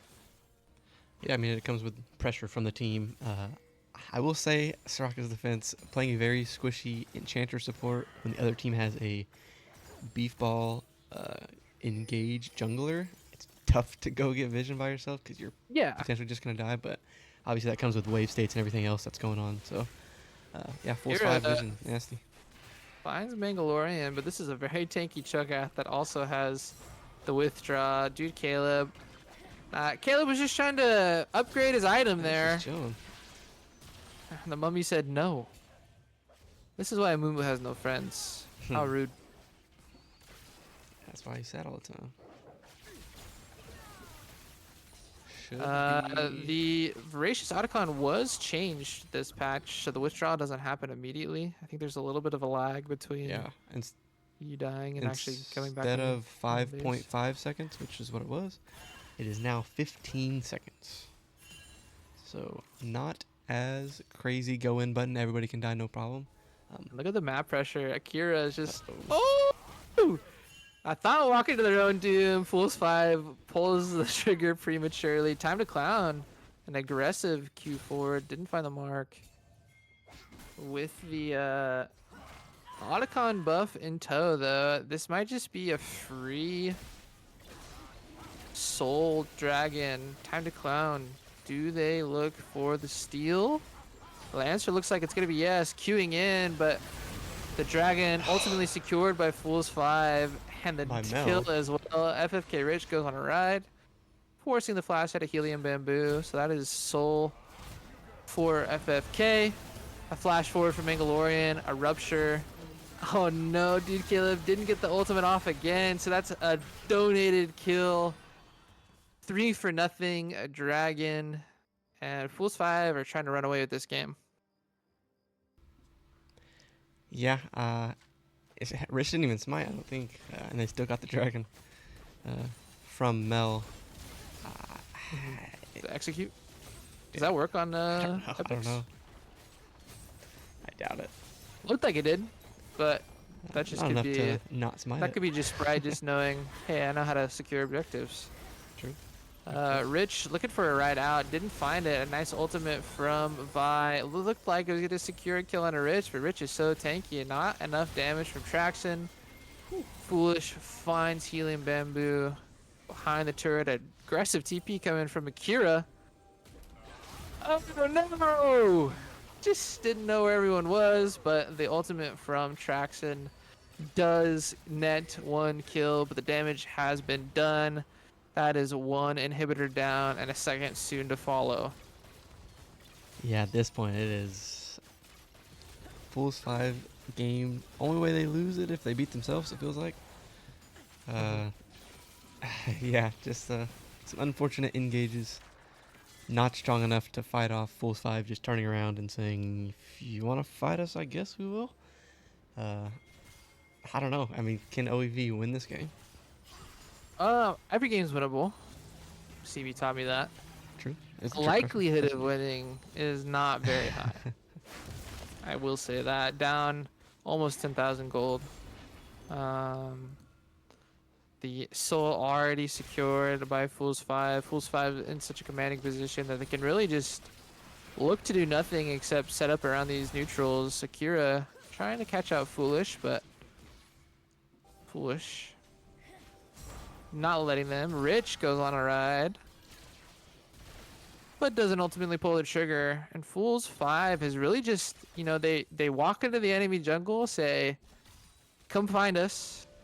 OEV doesn't really have the tools to do so, and it just nets easy objectives, and then they just chase kills on the tail end of those objective plays. My Glorian's just in the base, being a menace, as the Q will land from Time to Clown, but that is a big Cho'Gath. Cho'Gath gonna be able to find the kill. Goes to JC, who's now 8-2-1 on the Caitlyn, and this might be the final push. Yeah. Let's see if they go for it right here. Four, Fools 5. A flash forward from Akira will find two members, but Akira, just like that, is down. JC tanks up the Traxxon ultimate. Dude Caleb is here. The ultimate was already used. Flashing forward is Dude Caleb. Caleb trying to make something out of nothing. That's a kill for Foolish on the Jace. Jace looking for more. Flashing forward. A double kill will go down in the process, but I believe that will be enough for Fools 5 to secure a win and continue on in this lower bracket Vise up. run. Vise up. Vi is Do it. up, I said, but nah, there's I'm playing. just Nah. yeah, Okay, that sounds good. nothing happening for OEV. And I will say OEV put up a really good showing against DDT. Not the result they want from either of these two games. The one thing I will say is if you're OEV and you're watching this back, you're trying to improve, you're looking at the VOD, what went wrong? It's really this objective setup, right? Getting bullied out of your own jungle, unable to really put down any vision or look for plays. I will say, um, good basis to build off of. I mean, the hands are there. Everybody could play the game. It's just getting everything lined up to make those epic monster fights a little bit more in their favor. And Mhm. Fools 5, of course, playing a very aggressive game. The strategy was to come up and swing, hit hard. Exactly what they did and won in 28 minutes for their efforts. Yeah, it just OEV's bot lane played really well in lane both games. I mean, you still have a 4-1 Jinx. It Hmm. just into the mid game, it just seemed like OEV both games couldn't really do anything with the Jinx. Uh, and really, this game, FF was just kind of too far ahead. I think. I mean, it was like it Yeah, was it three to got a little out two of in favor control. of OEV, and then it was instantly like 3-6 with the bot lane uh, tower dive fight. So, I mean, much credit to Fools 5. They played really well. Great vision, and they played really aggressive, knowing that OEV really just has to scale. Um, but yeah, I think if you're OEV, obviously they're getting knocked out here. Um, they're playing up in Elo. They're the only team that's really playing up in Elo. All the other three teams are all pretty much the same as far as team averages go. Hmm. Um, so I'm not saying Definitely that as a promising. not saying that as an excuse by any means. A loss is a loss, but especially first game. I mean, very very winnable.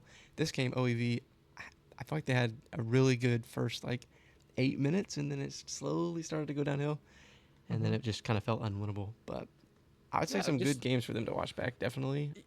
yeah, But yeah, definitely a learning opportunity for them.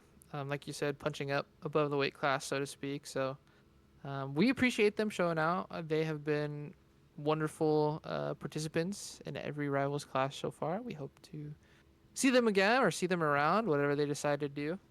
Um, they uh, they definitely have a promising future in the different leagues that they will participate in. Lots to learn and improve on. Foolish Five we'll move on, and we do have their opponent. It's going to be Don't Tilt Top. Slavir taking the 1-0. Pretty commanding 1-0. So Slavir seems like the team to beat. They will be awaiting the winner of next match in finals, securing a bye. And we will be back for that last elimination match after a break.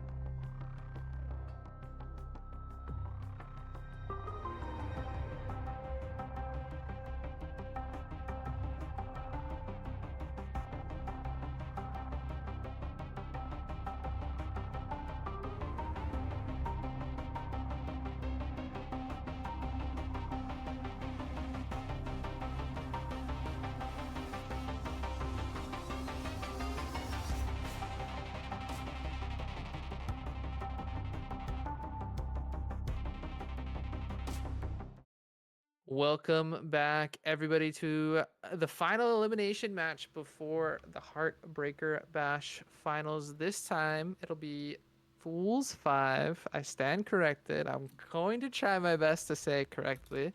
Fools 5 taking on Don't Tilt Top, who lost to Slavir. We're waiting for the rest of CB and crew to get in here, but we are joined.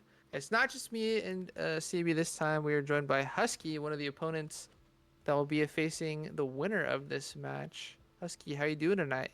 Two victories for you back to back. How you feeling? I thought that we had some ADCs sign up for this tournament. I haven't really seen any. I don't know what's going on. You haven't played every team yet, right? The team that got eliminated, we did not play them. So Oh, I true. guess Traxon can Traxon he can keep his Yeah, you're dodging Jackson. I get it. he's good. Yeah, for sure. I don't know, Adidas Dragon or something. I thought he was good. I don't know what happened there. Crazy work. They were warming up, is what they were saying. So we'll see if hopefully the finals match is a lot closer than how apparently both of your games have looked. Also, you guys weren't on stream, so maybe somebody on your team's gonna be camera shy. Yeah, maybe. Yeah, I'm a little shy. That's why I don't. That's why I'm not on cam today. Yeah, it's because all the sweat that you have going on right now after those two games. I don't know. I just got to lane against Death Knight as he was the support, and there was no sweat at all. I just pressed R and he died like 12 times. It was crazy. Yes, sir. Yeah, you got the names wrong on the draft. Am I tripping? What? Oh yeah, I do. Nice slacking. It's okay. They don't. The Oh, you won't broadcast see it. You doesn't won't see it. it. You won't see Yeah, it. Yeah, you won't see broadcast it. doesn't see it. Chill. Oh yeah, never mind. Never mind. Anyways, No, the names are right. um, yeah. So Husky, you're of course going to be taking on the winner of this matchup. What are you looking for, in the finals to maybe give yourself, or this matchup to give yourself a leg up in the finals? I mean, we just beat both of these teams, so I don't think that we really need to even look at anything. Which one was tougher? Ooh. For the bot lane, I would say the game one was a little bit tougher. They did ban my MF for some reason. The Don't Tilt Top thought that Ego. my MF wasn't worth banning, and I dropped the most kills in the game on their Yeah. face. Took that So I 11-2 don't know. Maybe bomb. I'll ban it next time. Okay, nice. Yeah, we'll see. DTT, obviously, like you guys, a team that hasn't played collectively all five together. Fools 5 lost their first game, but now they're warmed up, and the reigning champions are looking to face you in finals. I will say, if Fools 5 does make the lower bracket run and win finals after the Smack Top 1, that would be sad for you. But 2, that'd be the blueprint they followed last Rivals Clash. Mm-hmm. So, kind of interesting developments here as we're waiting for everybody else to get in here, get this show on the road. Some of us got things to do later on tonight, like finish some last You ain't minute got nothing to do. homework. You ain't got nothing to do. Oh. Put it up on the stream. I think we can all do it together. Knock it out real quick. I gotta write a paper or something. Unless you guys want to do that about Oh. Texas history. As we await the rest of the Don't Tilt Top members. Nope, Nike Dragons is here. Death Knight is here. Everybody's here. It's just Everything should be ready there to we go go. for a draft. they're playing Russian roulette on who wants to actually run the draft.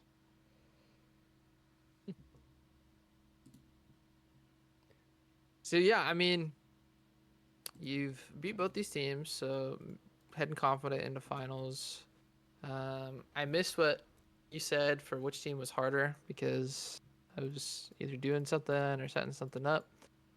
I think, yeah, I would say as far as just the bot lane matchup went, Pools 5 was a tougher matchup, but we did actually win that game faster, I think. So it was easier for my teammates. I mean, I got the best two solo laners. They make me look good.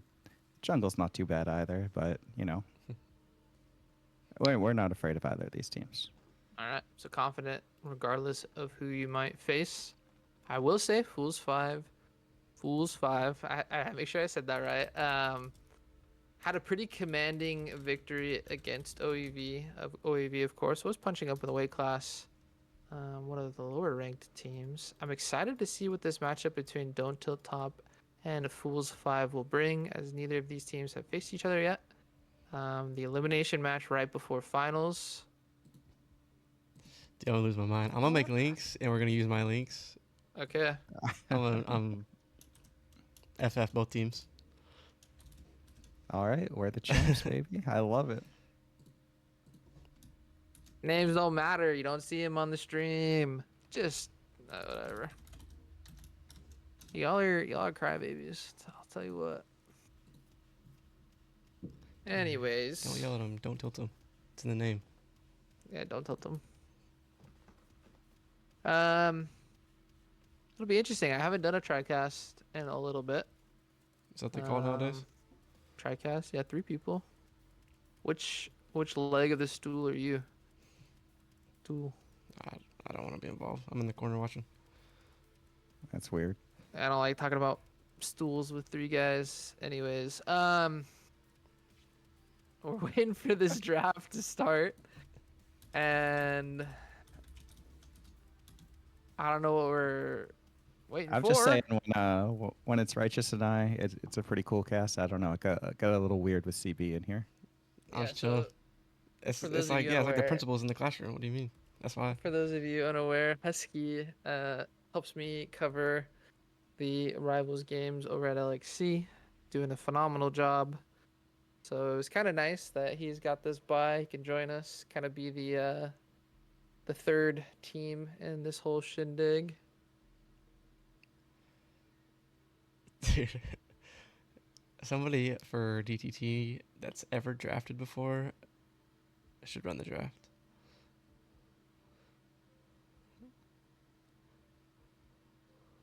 I don't know. I think it's a strategy to attempt to tilt the other team, maybe. Tilting the casters. I mean, There after we playing go. See, DTT, I threats. threatened the ban loss, and then they started. There we go. So DDT on the blue side, FFE, who has played 3 straight games of red, once again on red. Syndra going to be banned away from FFE. Jinx going to be the response into Don't Tilt Top. Did you show the matchups? Mm. Probably not. We'll do it after We the can do draft. that. We can do it think after the so. draft. Lux going to be banned away from FFE. Was banned away from them in the previous game against OEV. We did play Kane. against the Lux. Kane going to be banned. Then the Caitlyn banned as well. I'm assuming it's the Caitlyn's pairing. They just opted to get rid of both from FFE. I mean, JC had a good game on the Caitlyn. Yeah, No, I mean, Mumu JC this always time. has a good game on the Caitlyn. True. I don't think we've seen him have a bad game on the Caitlyn. A Mumu banned as well. So I will say, of the 2 streaming games, Red Side has gotten Cho'Gath both games on R4 and has won both times. So whoever gets Cho wins, I think. Yeah. Also, no, the Amumu didn't win both times. But yep, Cho'Gath. Pick Cho'Gath win game. DDT opting for the first pick, Viego. Maybe a little bit of a reset comp, even though the Jinx is gone. FFE going to get the tried and true Victor. When Victor's meta, the meta is boring. Just kidding. Victor paired with a Wukong, though. Lots of team fight action coming from Fools 5 here early. Any of these teams picking champs you played against last go around, Husky? Yeah. So Fools 5 did pick Victor. The Wukong was not picked. The Viego was not picked. But the Victor had a fairly decent game. Heard he got camped. Can you confirm? I'm not going to give away strats. Okay, so Just everybody ignore the chat from earlier. Yep. Tom Kench going to be picked up by Don't Tilt Top, which is a flex, Potential as CB talked about in our first game. I'm assuming it's just going to be BKs on the champion. I'm surprised he didn't go Alawi. Okay, the Vane's pick, so maybe not because might be taking the Vane Vane's a top. flex Who also. knows? I think Nike Dragon's one of his most played champs, but also BK's always be wanting the Vane top. So we'll see if they pull something spicy out in their elimination game. I I guess will if it works, it say, works. See what they pick. lots of like potential pick and damage follow up from Doto top. Not a great team fight developing for a champ that wants to reset in the Viego. We'll have to see how they round out that comp. Is Kaisa going to be the counter into Hmm. Vayne? Now, I will say, Vayne and Kaisa in a 1v1, Vayne wins almost every time until Kaisa gets the E upgrade and can create some space. So we'll have to see if the Vayne actually goes bot. Mordekaiser banned away from Don't Tilt Top, so they heard you about the flex. They're saying, let's make sure the Tom Kench actually goes top, banning away another of BK's favorites. True, true. It could also be for the mid lane, right? Or the jungle, who knows? Nautilus Definitely going to could be be banned away from mid Fools jungle 5. top. If you want to get real spicy support, who knows? Death Knight on the Mord support. Something to mention, just so there's no confusion. Loser of this game is out. Winner goes to play Slavir in the finals match for everybody on Slavir, so there's no confusion, even though it's on the bracket. Even though you're 2-0, if you lose in finals, you do get second place. So That would be a heck of a thing to go 2-2 against this Fools 5 team and lose twice, huh? yeah, yeah, Hmm. yeah. You So, can't complain about the format this time, though. I'll tell you what. R4 coming through. Alawi and Ro were the last champions banned, and that's an Urgot just slammed. So Cho'Gath is on the table if Don't Tilt Top want to take it. I don't imagine that's what they're gonna use to round out their comp, but just interesting who's to better note. in Nurgat? Tom or Cho'Gath? Probably Tom. Probably Tom. It's not, You not can fun. buffer the Cho'Gath rupture with Urgot E, so it's kind of hard to trade depending on how the Urgot plays.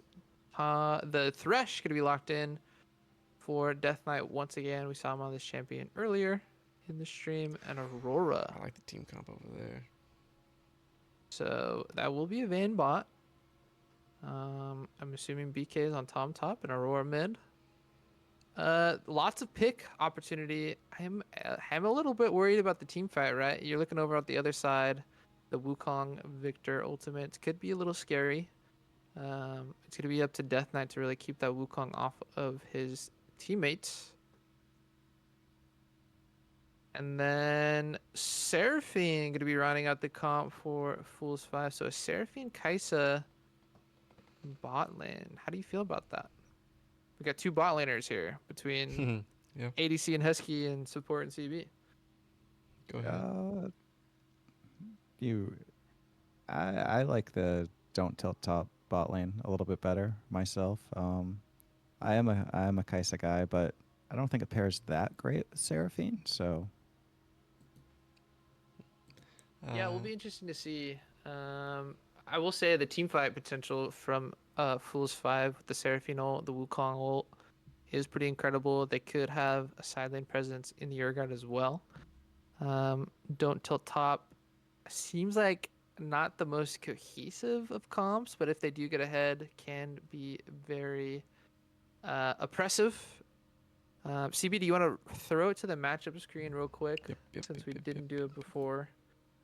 We're gonna take a look about the points between these two teams. Dead even in the Dead total even. points.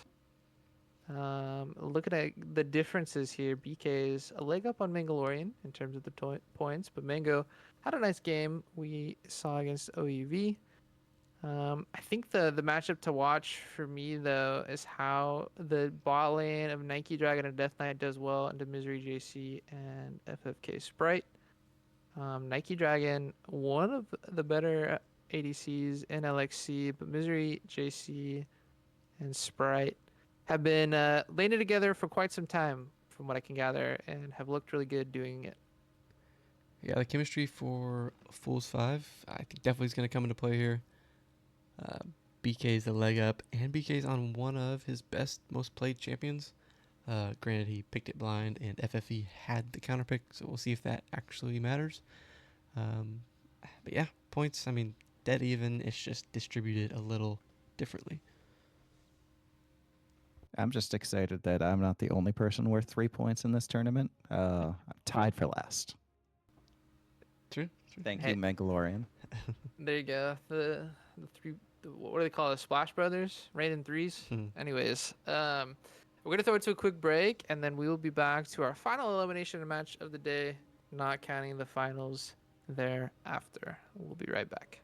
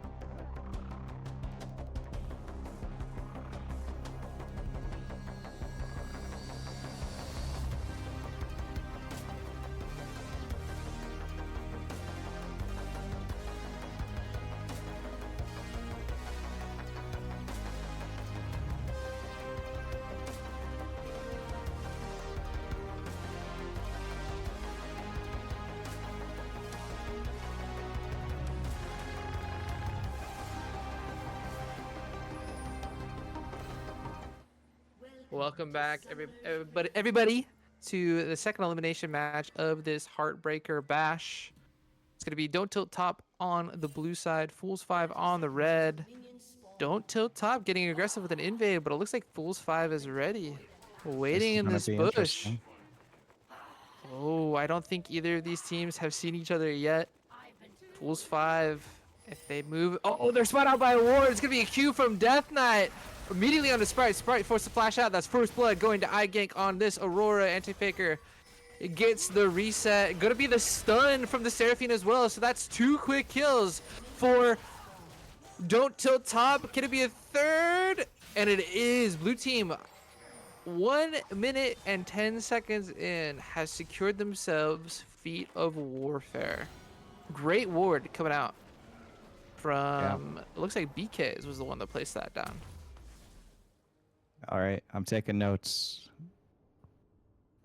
Don't tilt top. We're gonna face them in the finals. Calling it now. You're calling it now, okay. 3 quick kills and you're calling it just like that. It's over. I believe in Fools 5. Fools 5, a little bit more than that. It's an early game. They do scale pretty well and have a great team fight.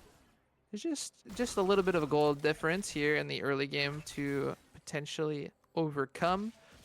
But you can't deny it. A great start for Don't Tilt Top. Mandalorian getting aggressive onto BK's. BK's does not have Flash available because he opted for Ghost and used it in that invade. So great trade from Mandalorian here in that 1v1.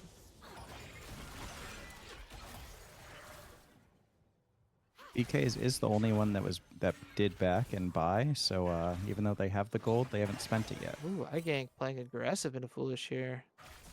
Foolish does have the summoner spells available, gank without flash, so you know, BK is all about wave management, as he would tell you. So gets a nice little freeze, Mandalorian. Either gonna have to play a little bit out of the comfort zone or look to break that freeze as DK with a great Q into the double E. And JC is just gonna go down. Meanwhile, in the mid lane, iGank gonna fall to Rich. Nice early pressure. Yeah. Nike Dragon on this vein are already 2-0-2.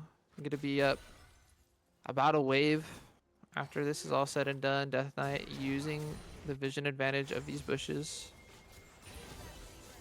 And so right now it's all done till top. Already 2,000 gold up here, 3 minutes in.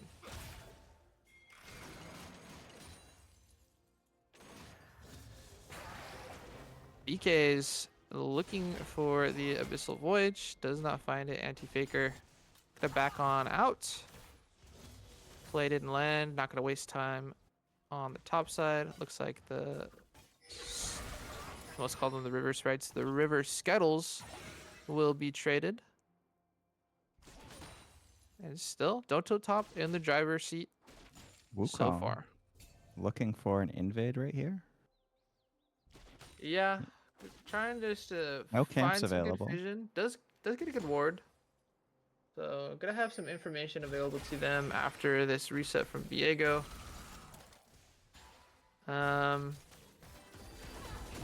So if you're the Don't Tilt Top side, how do you take this gold lead and run away with it, right? 'Cause so far it's been, you know, playing steadily at 2K. Mandalorian struggling in this top side as well. But we have to know from Don't Tilt Top, the team fight, once the level 6s come through, the ultimates are available, the team fight from Fools 5 is scary. So how do you either prevent the team fight from happening or just win the team fight straight up? Yeah, I mean, you got some lane prio. You're gonna have to get to objectives first. Maybe set up some cheese bush, but I think you definitely want to get this vein in even further ahead. So probably want to using have the some. smite to secure those chickens. Sorry to cut you off. Yeah, We got a little spicy there. I think you just want to put a lot of pressure on the bot lane and try to snowball this vein. Yeah, already with that 100 gold bounty. And if you're this Fools 5 side, if you're trying to get those feats of strength, you got to do it through the epics and the first tower. But the first epic falling is going to go to Don't Tilt Top. And honestly, I don't really see a world where they could have ever contested that. They really need their ultimates to come through before they look to make moves happen. Yeah, I mean, item-wise, they're down in almost every position. You're not going to get a lot of lane prio and be able to contest that. Yeah. So the game hitting a little bit of a lull after that early action, but I say that, and Death Knight is here in mid. Does have the flash available. Foolish does need to be careful, but looks like Death Knight just roaming on up to get ready for these grubs. Wukong, Rich, Wing away. So that'll be another objective picked up by Fools 5. Don't want to give any more gold over to the side of Don't Tilt Top than they have to. Playing it slow, playing it smart. Get away for some of their own items and levels to come through. I think that's the smart play. You can't really force anything right now. Nike Dragon is down here alone, but does have the level 6. The route from Sprite does go wide. Nike Dragon on his lonesome, forcing the 2 bot lane members of Fools 5 out of the lane. Of course, they did get the reset, so their job was done. And nothing else happens. I will say Mandalorian was down about 20 CS, did a nice job about kind of evening the farm back. Obviously down to kill 2 BKs, but as the Urgot gets more level, it's going to be harder for this Tom Kench to deal with. That early Phage makes me think that they're going to go into a Black Cleaver as well, so good build so far. Sprite has to be careful. Death Knight opting not to engage there. Viego is on the bot side first before Wukong, so we'll have the tempo advantage if they try to make a play down bot. Next objective is going to be this dragon here in 2 minutes and 50 seconds. And honestly, if you're the side of Don't Tilt Top, just forcing out summoner spells without even getting kills would be a win before these fights. Foolish taking the worst end of the trade with gank. He is up Foolish. 15 CS. Yeah, exactly. Took the words right out of my mouth. Faker, anti-faker, I should say, is here. The Q flash from Death Knight lands, but Wukong is here with an ultimate as well. Chain into the Seraphine ult. This is a lost fight for Don't Tilt Top. Anti-faker taking it extremely low, but Misery, JC with the ultimate, and Faker trying to back. Gonna look for the execute, but I think that's just gonna be a kill for Rich. 3-1-1 on this Wukong, and a huge win to kind of turn the tides of momentum in this game. Yeah, that was a great counter gank by...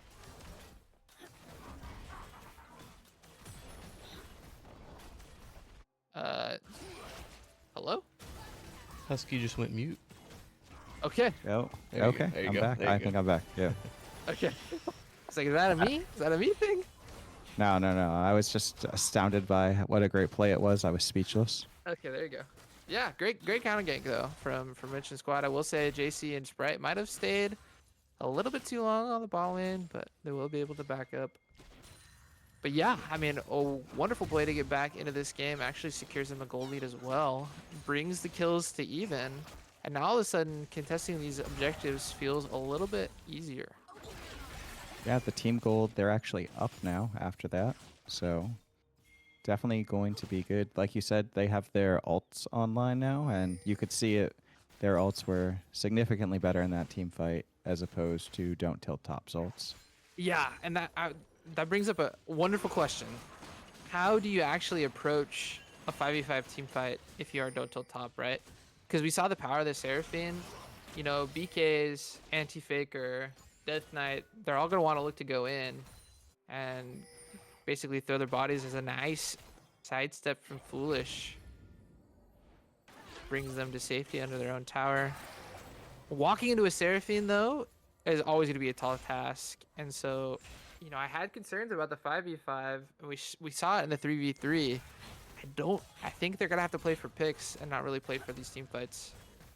Yeah, I don't think you win the team fights, Uh-oh. but JC caught out by iGank. iGank with the ultimate. However, not a lot of damage there, but Anti-Faker is on the way. Oh, a great use of the ultimate from JC will secure your own life. And Rich is here with Sprite. And once again, we're going to see the combo come through. The charm does find Anti-Faker, but was invisible. iGank taking extremely low. Does fall to a Rich Q. And Rich, living up to his name, really wealthy right now. 4-1-1 on this Wukong and a 200 gold shutdown as well. Mandalorian gonna be eaten, swallowed, and spit up by BK's under the tower, flashing away, but BK's does have the ghost. Mandalorian, though, fighting in the wave. It has the ultimate, but I don't think it's gonna be enough. BK's does get the solo bolo. Meanwhile, Foolish 5 does find themselves a dragon, and a greedy back from JC means that they're gonna have to flash. yeah, a lot just happened right there. I don't know how they win team fights though. I think I mean, I don't know who can match that Tom Kench though. That's a big catfish up in the top lane. Yeah, I will say, depending on what JC goes, they might be able to find, I say that, Rich finding out a pick of their own. Nike Dragon taken low, but doesn't go down. That's a shutdown for this Vayne. 3-1-2. The reset coming through from Anti-Faker. Should be another kill. Sprite going to be falling, and Foolish, the lone survivor. Faker, the route goes wide.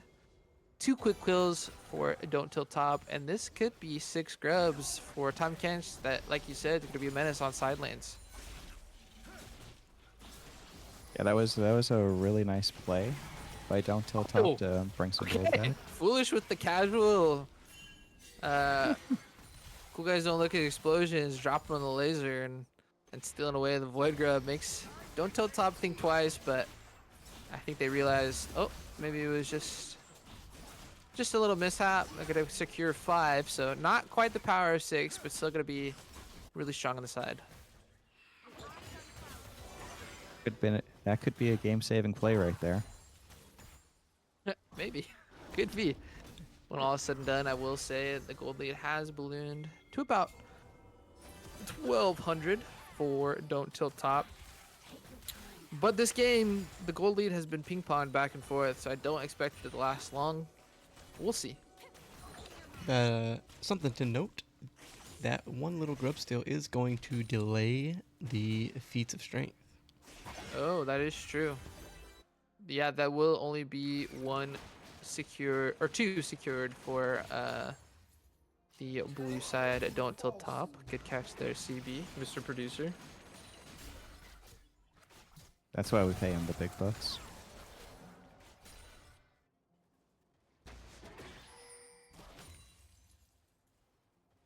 I love to show the individual gold, but CB refuses to change his hotkeys, so I will tell you. Yeah, that's what you're here for, to read the gold. In the top lane, BK's with a nice lead.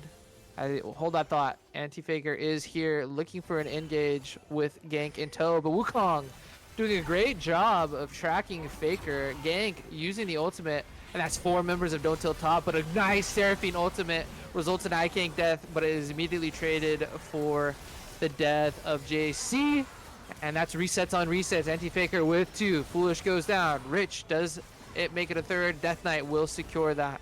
So a 3-for-1 trade should be tower as well. And that will be feats of strength going to Don't Tilt Top. Anti-Faker looking for more. The flash forward from Death Knight. Q goes wide. So Sprite will be safe.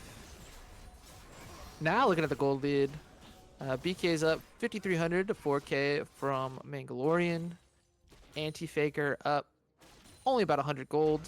Mid lane about even with Foolish up 200. The bot lane though, Nike Dragon 7,200 gold to JC's 5,500, and then support gold doesn't matter. Hey, Braum lives matter. For those of you wondering, the support gold, Thresh 4,100 to Sprites 3,700. Oh, here comes BK's. Here comes BK's, but Mandalorian with a nice little flip. Not going to be any danger there. Sprite has to be careful, taking a chunk of their health bar. Gold, not insurmountable, but a nice gold lead nonetheless here, 15 and a half minutes into this game. Don't tilt top in the driver's seat. But we've seen the power of the team fight from Fools 5. I would like to see Foolish start to get more involved in these fights and skirmishes. Really haven't seen anything from the Victor. Has a huge CS lead, but not a lot of presence here in this game. Anti-Faker, I say Foolish, I might have caster cursed him. He's getting involved, but in the wrong way. A nice little flash means that Anti-Faker actually goes down. That's a shutdown from Foolish. I stand corrected. Okay, okay. Just kidding. Ultimately goes Minions? 1-for-1 trade.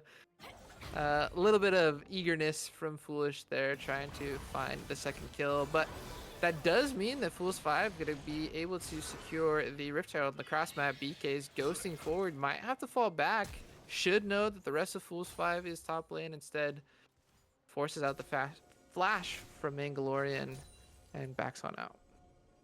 That is Foolish's best champ is the Victor, so you know, like you said, need to see him get more involved.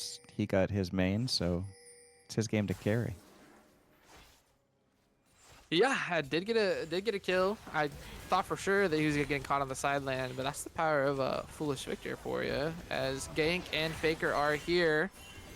Faker looking for the engage. This is an early TP from Mandalorian.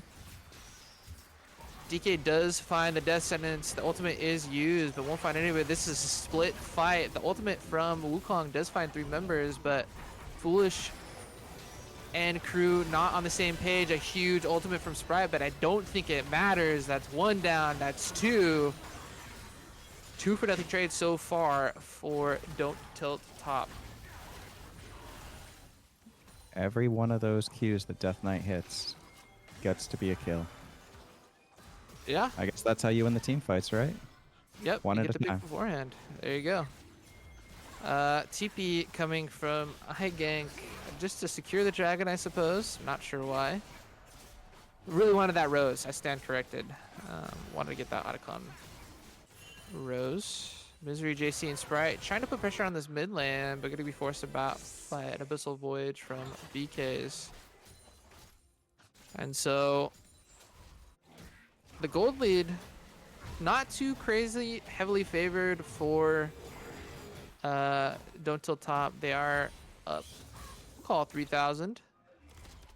But this team fight comp that Fools 5 has drafted really hasn't been able to find a 5v5 in their favor. Yeah, it is more of a late game comp, but you do have Vayne, who is one of the most oppressive late game champions. If you get the gold and you get ahead, can just win. Vayne, it's already 5-1-5.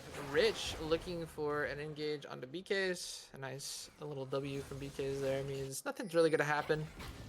Foolish has to be careful. Walking straight into iGank. iGank going to use the ultimate. The W will not connect by Foolish. iGank's not doing a lot of damage. I mean, he is off roll. I mean, he is off roll, but is that the wrong build? I don't know. Seems right. But every time he ults and combos, it is leaving a lot to be desired. Put my man back in the jungle. Okay. Anyways, ultimate was used by iGank, so not going to be available. TP from Foolish is. So the TP advantage for Don't Tilt Top, or sorry, excuse me, for Fools 5, but not a lot of playmaking potential right now for this Fools 5 squad. The Merc treads on Urgot, interesting choice, given that Aurora is not quite doing a lot of damage to begin with. Yeah, not a lot of CC. Foolish walking into the brush of death. Anti-Faker and iGank showing the power of a strong mid-jungle duo. Seems like they're always trying to make plays together. I'm gonna find a pick. Foolish will be up before Dragon. Will have all summoner spells, everything available to him. But a nice little pick from Don't Tilt Top. Just furthering that gold lead. Now we'll say a shade under 4K. Shade above 4K. Stand correct. 2 men starting Atacon. Yeah, that's a little I don't know if that's aggressive. enough. But I don't think, yeah, Fools 5 doesn't have any information, and even if they did, the approach might be a little bit difficult. Instead, they're going to try to knock down that mid lane outer, kind of open up the map that way. Will be a consolation prize, but they will have to be careful as 3 members of Don't Tilt Top are looking for a fight. They have the withdraw available. Fools 5 doing the correct thing and backing on out of there through their top side.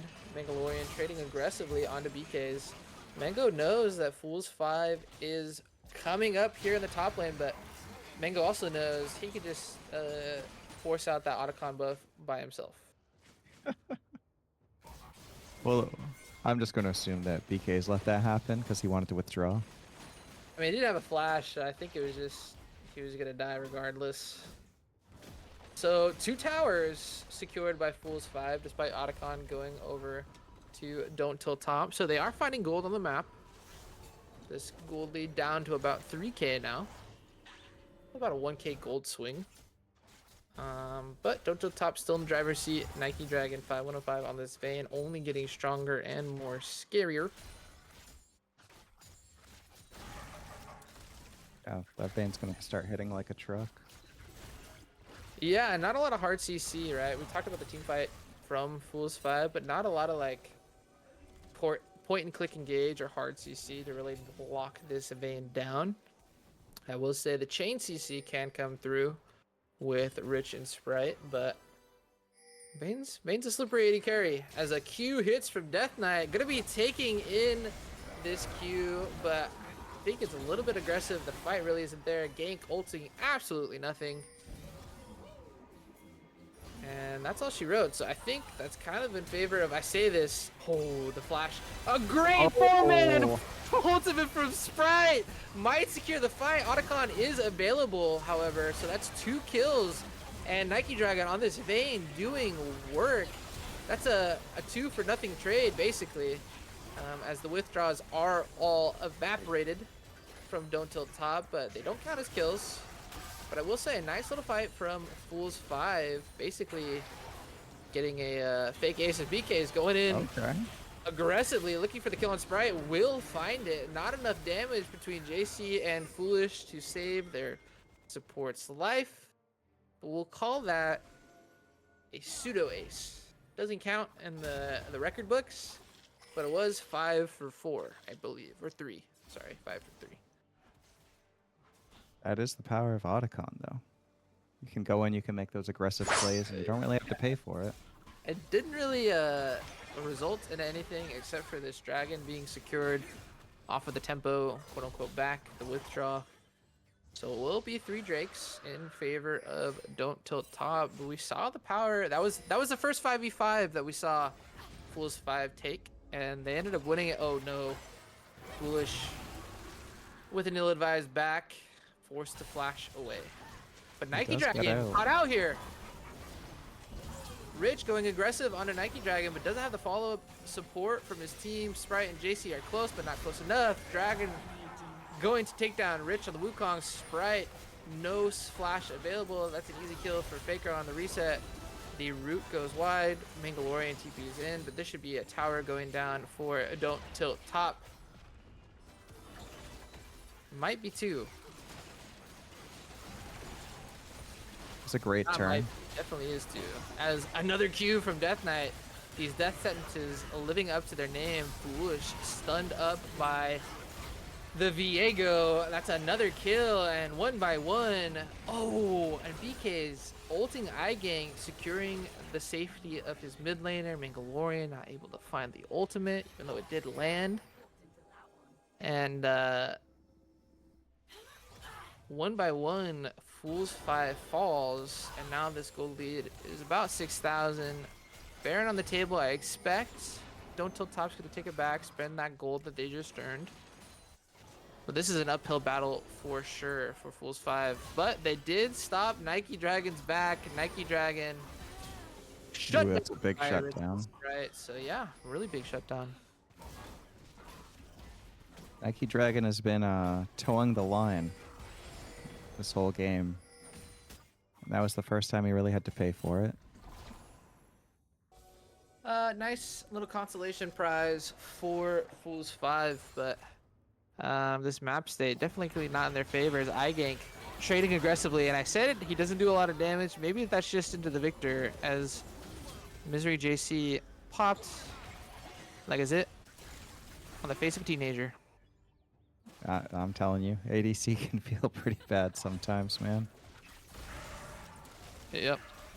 That's the ADC. That's the ADC 2025 life right there. Make ADC great again. That's my campaign slogan for I'm Riot. voting for you. The Baron started up, but with no Vayne means it's going to be a little bit slow to start with. Vayne is on the way. Wukong knows something's up, but doesn't have the cleanest of approaches. The Tahm Kench is here to dissuade it. I thought Foolish might be able to do another crazy steal, but this might come through. Anti-Faker said you only get one, and I'm only giving you a Void Grub. Well, I did say Don't Tell Top was going to face us in the finals. I stand by that. Game's not over, but it is quite a bit of a gold lead here. 27 minutes into this game. I expect DTT is just going to use the Baron to really pressure the lane, set themselves up for the Mountain Soul, and kind of just slowly choke out Fools 5 the rest of this game. But we'll have to see how fast they're wanting to play it.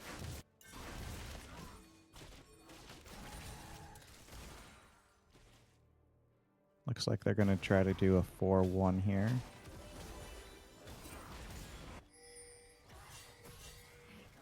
Death Knight. 1-1 and 13 on this Thresh. Roll swap, making the champ look busted. Ooh, Rich thought about going in, but Death Knight finds him out anyways. But this just is a slow siege onto this mid lane tower. BK secures the tier 2 and top. Fools 5, if they want to take a fight, they should do it when the Tahm Kench is there. Mandalorian forcing the issue, trying to flash Ian. A huge ultimate comes from the Wukong. Mandalorian does find the shutdown. That's 2 quick kills for Fools 5. Make that 3. Anti-Faker goes down on the backside of that fight. But is there enough damage for Fools 5 This that started off Vayne's gonna so clean. well, but BK's and Vayne. Is this a penta for Nike I think Dragon? it's a penta. It is. BK is known as the Stealer Pentas here at Rivals. Opts to give Nike Dragon the Penta. That's some hater behavior towards Salo, if I do say so myself. I think he was trying to steal it, but, you know, maybe Nike Dragon's just better. And with the death timers being the way they are, Fools 5's run comes to an end. A clean game from Don't Tilt Top. Fools 5 unable to repeat as champions. And now the question is, Husky, do you have what it takes to keep Don't Tilt Top from their second Rivals Clash championship?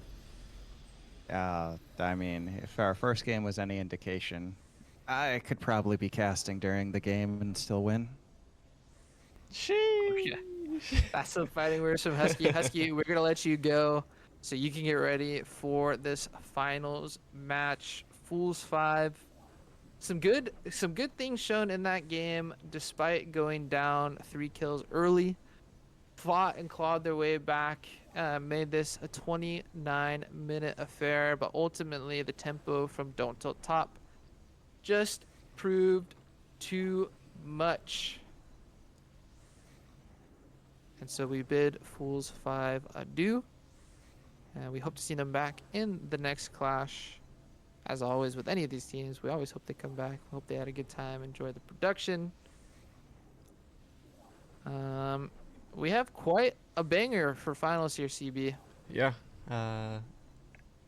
Like you said, a quick shout out to Fools 5 for competing. There was actually before all this started, there's kind of a reason to go for every team. Optimal, like the underdog team, Fools 5 being the last champion from last month.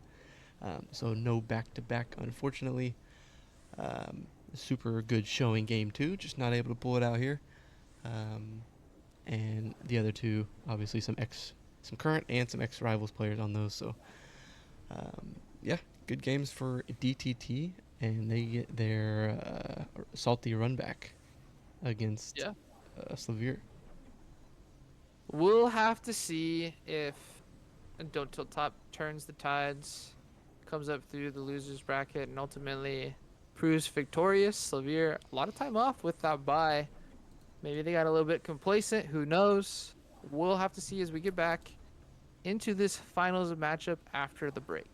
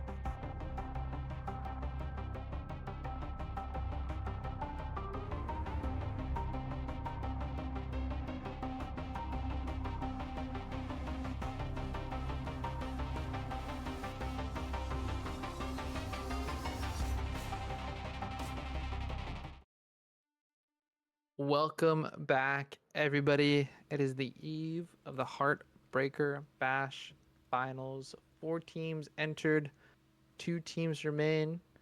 We wish well, we Vanguard and Fools 5.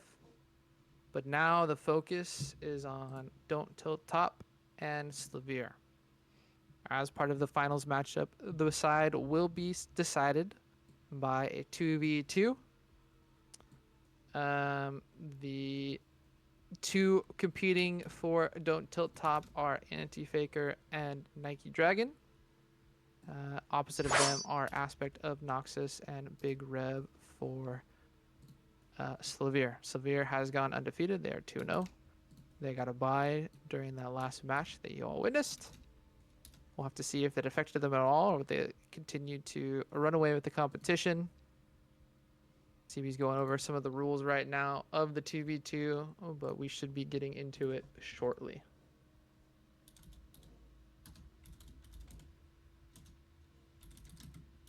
I don't know why Riot didn't let me say buy items. It's weird. By item. Interesting. Yeah, sorry. I didn't hear anything you said, but if you said the rules, I'm gonna repeat it unless you didn't say it. I did not. You can go ahead. Okay, so 2v2. This is just some extra little fun content that, in theory, shouldn't take that long. It's really just winner gets to pick their side for the finals match. Just to give a little bit more competition and incentive if you have a side that you prefer. So, nah, we don't need to be. Because even if the game ends, as long as we're in the game, it should be chilling, right? Last time we did it from spectator. The only time that it doesn't happen is if they finish within the 3 minutes of the spec delay. I mean, you can hop up. We can hop up. Make it. Well, the issue... We can't do the zoomed out view. Oh, yeah. Wait, really? Oh, yeah, Oh, because no, we're you're in playing the it. game. Yeah, I'm tripping. Nah, we go to spectator. Alright, they got me tripping. Go back to that. Alright, we ready. Alright, sorry. Rules. No Orn, obviously. Well, talk about why it's obvious, because it wasn't obvious. Well, I figured it'd be obviously because you can build items without having to be in the base. So Yeah. you could just be chilling and build your own items. So obviously no Orn. There's no champion bans. You can take any summoner you want. And it's the first team to achieve 2 kills total. Doesn't matter on who, doesn't matter who gets it. Or you could do first 100 CS. I doubt that'll ever happen in a 2v2. Or the first to destroy the first tower. So hopefully, usually, makes sense that it's going to be the kills. And we have... Let me think of the teams. Who's on what team? Aspect of Noxus and Big Rev for Slavier. And then Nike Dragon and Anti-Faker for Don't Tilt Top. Yep. There you go. So they are sharing their screen for the people in their call. That way nobody can unfair see which champs are being hovered. That's why the stream's not seeing the draft and load in. Once everybody locks in, we can kind of talk about it. I guess we want them to load in first. Yeah, Slavier has locked. They were confident in their picks. We'll wait for them to load in just in case somebody wants to change their... Yep. We're only awaiting one member of Don't Tilt Top to lock their champion, and we should be good to wait out the spec delay. While we're chilling for a second, shout out to Iron Support and Since Ice for the follows. I didn't even see them pop up, so much appreciated.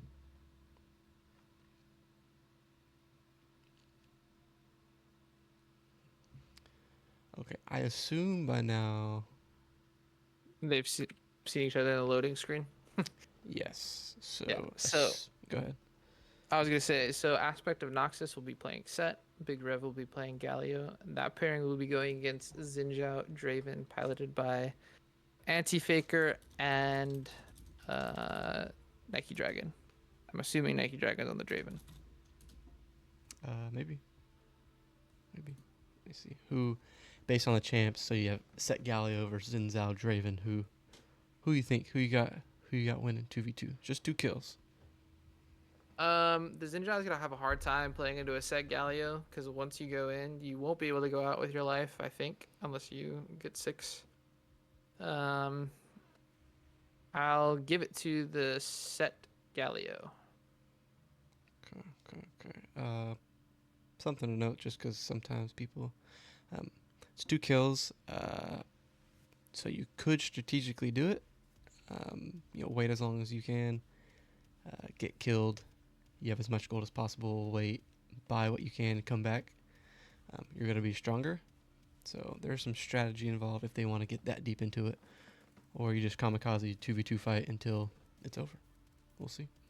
As long as it doesn't end within 3 minutes, then we'll get to see it. As we have a minute 15 left on the spectator delay. Yep. If we don't see it, we don't see it. That's the that's the price we have to pay doing amateur stuff. We don't get to live spectate these games. Mm-hmm. So I was blown away. The tournament realm that League does for the professional teams, you can have up to 20 spectators in one game. That's crazy to me. But it makes sense. All the different languages and stuff. Interesting. And in real time, dude, we're living in the past. We gotta get to the future somehow. 30 seconds, so hopefully, I think as long as we load in, then we should be chilling, right? We should be, yeah. Once we hit the loading. Because we had the one. Okay, we're loading in. Okay, we had the one where we did a 1v1, and it ended before we got to get in there, so we didn't get to see anything. But we are loading in. You just have to stare at us a little bit longer. Didn't do an intermission because figured this one would be a little bit faster with no actual draft. We do see Set going Ignite, Zinzao going Ignite, Galio, Snowball, Draven, Barrier, and everybody Flash except for Set has Snowball Ignite. Yeah, they want to get onto this Draven and Xinjiao. Makes sense. Are you in? We can just let it ride. Yeah, we'll just let it ride. I'm gonna take this time controls down. The Aspect of Noxus rocking the new Set skin. Cool to see.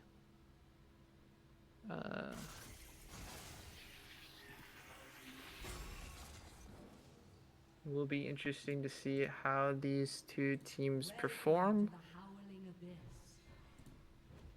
Anti-Faker. I wonder if this is a strat. I was gonna say, I wonder if you just wait and base, and then wait for better items. Could they actually kill the tower before? I don't know. Things to think about here in this 2v2. I mean, you might get enough down to where then you could play it super slow, but I don't know. No one getting too crazy. Just opting to say, this is, it's mostly for fun. Side don't even really matter. The okay, I will say the tier on Galio seems silly because you're not trying to stack, but I say that and Galio gets the first blood, so I don't know. You don't know the 2v2 tier Galio strat? No, I don't.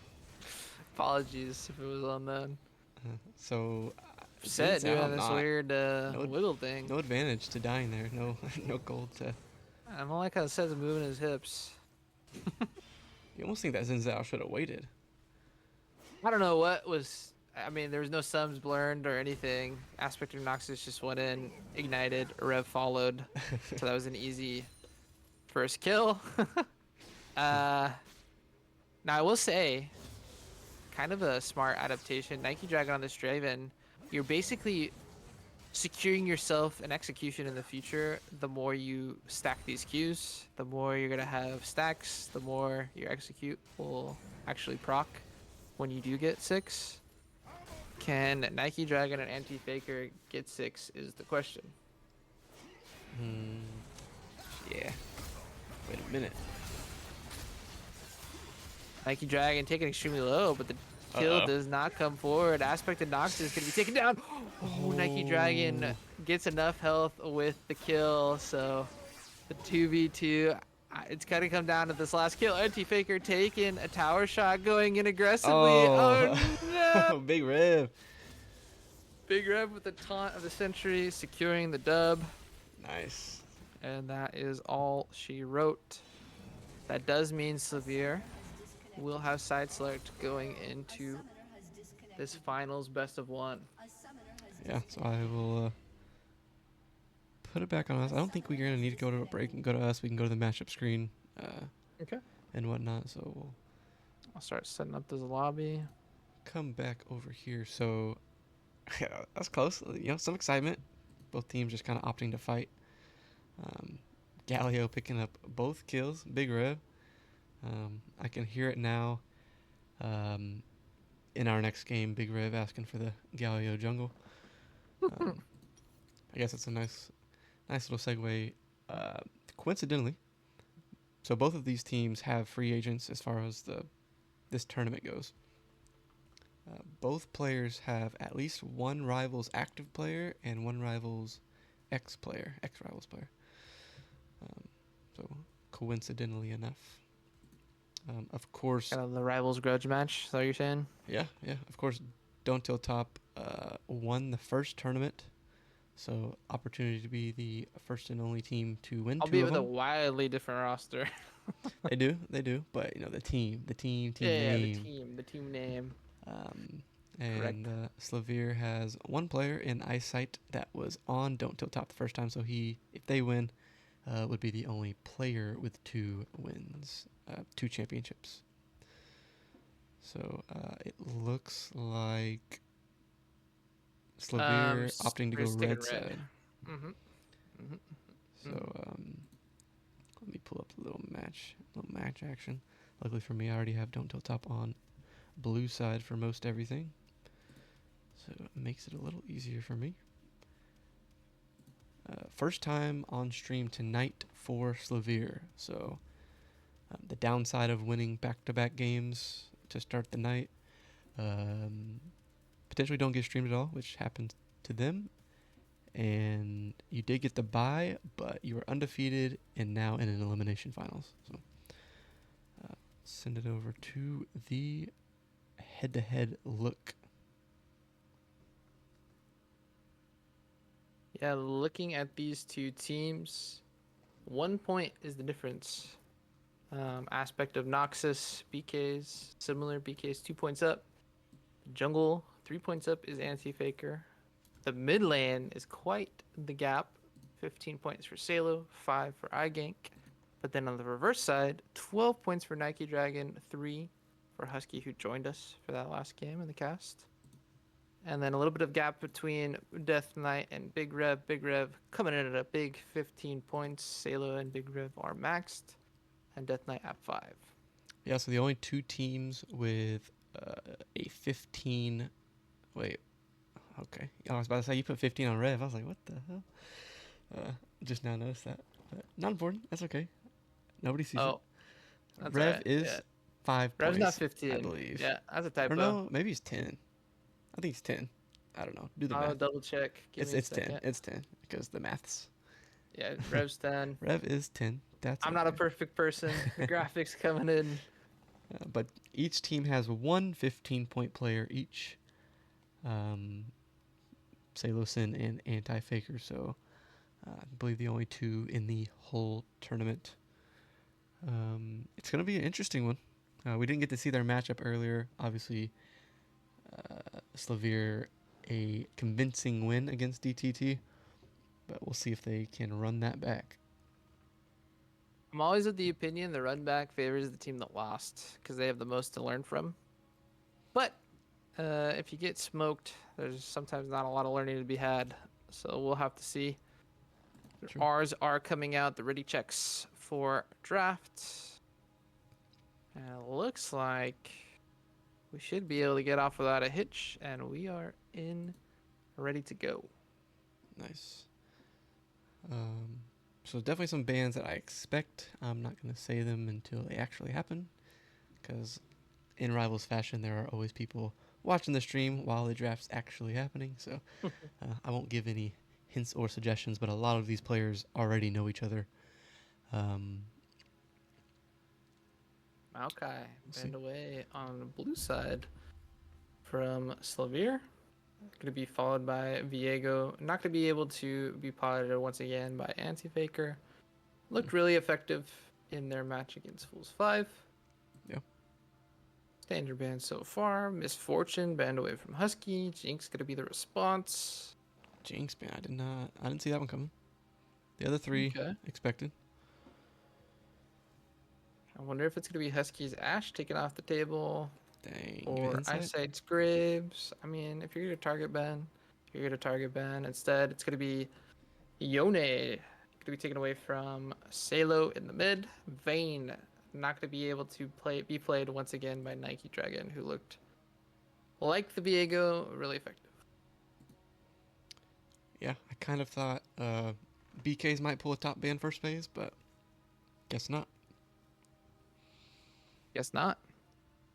Husky. As we await the B1, what do you think? Is it going to be the Ashe takeaway? Is it going to be... I don't think so. It's going to be Mordekaiser locked in. And it has been banned every game, I believe, that DTT's been in. That is a flexible champ. I'd lean towards it being top, but it can definitely be flexed. It could definitely be more mid.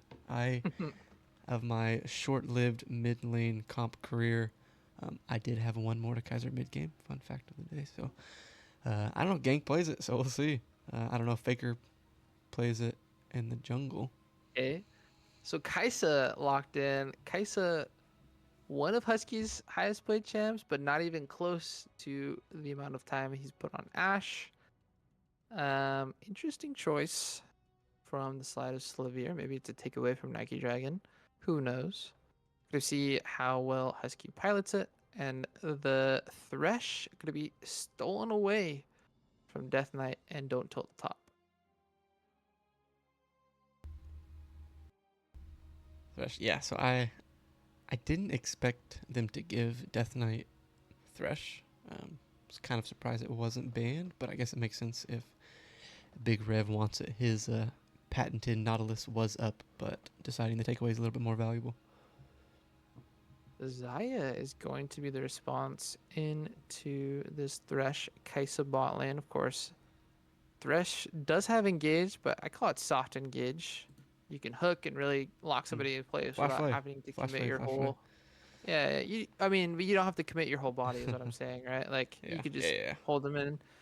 And the Recon is kind of hard to pilot in a Thresh, in my opinion, because the W could get stopped by the E. So it's going to be the Nautilus matchup, in my opinion. The hook versus hook.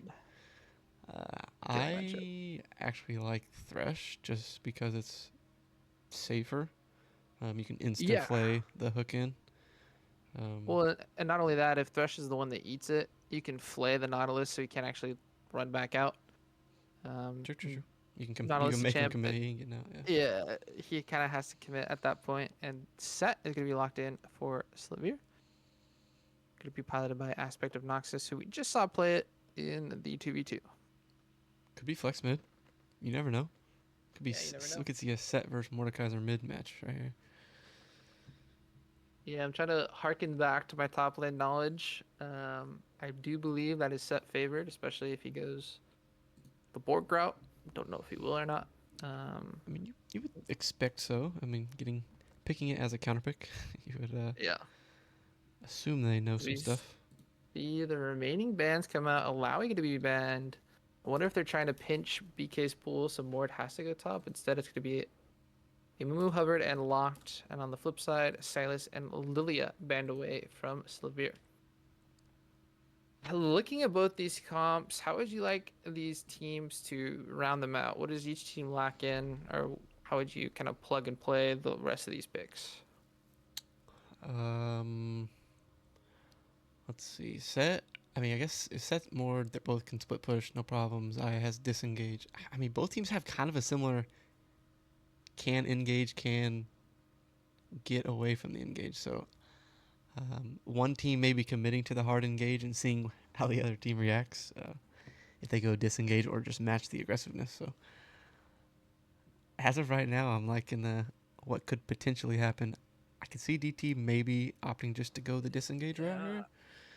Kind of a could have been a fumble by DDT as well, banning away the Lilia, which is a Skarner counter after Mumu was banned, which is interesting because now Skarner doesn't have the hard CC he has to deal with from the Mumu or the kiting from Cho'Gath Lilia. top, So it could be more jungle. jungle or mid. Cho'Gath mid. We'll have to see. Last pick will tell us a lot about this Don't Tilt Top draft. I will say there's not a lot of range in Don't Tilt Top's kit so far, which I guess isn't the end of the world. But if you can't get on the Kai'Sa and really take her out, Kai'Sa could go wild against an almost all melee comp. The last pick gonna be Kindred. Okay, so I like ganks in mid mid. Mordekaiser. Okay, that's the curveball that DDT has decided to run with. Of course, having already lost to this Slavir team. Slavir does get the mid counter pick. The LeBlanc is hovered, which could prove effective into these melees, but once these beef boys get beefy, unless this LeBlanc is super far ahead, it might be ineffective. Instead, it's going to be the Orianna to round out Slavir's comp. Nice team fight, kind of stock standard from the side of SVR. Oh, this one's tough. Oh, we do have the much allowed ask of who's going where.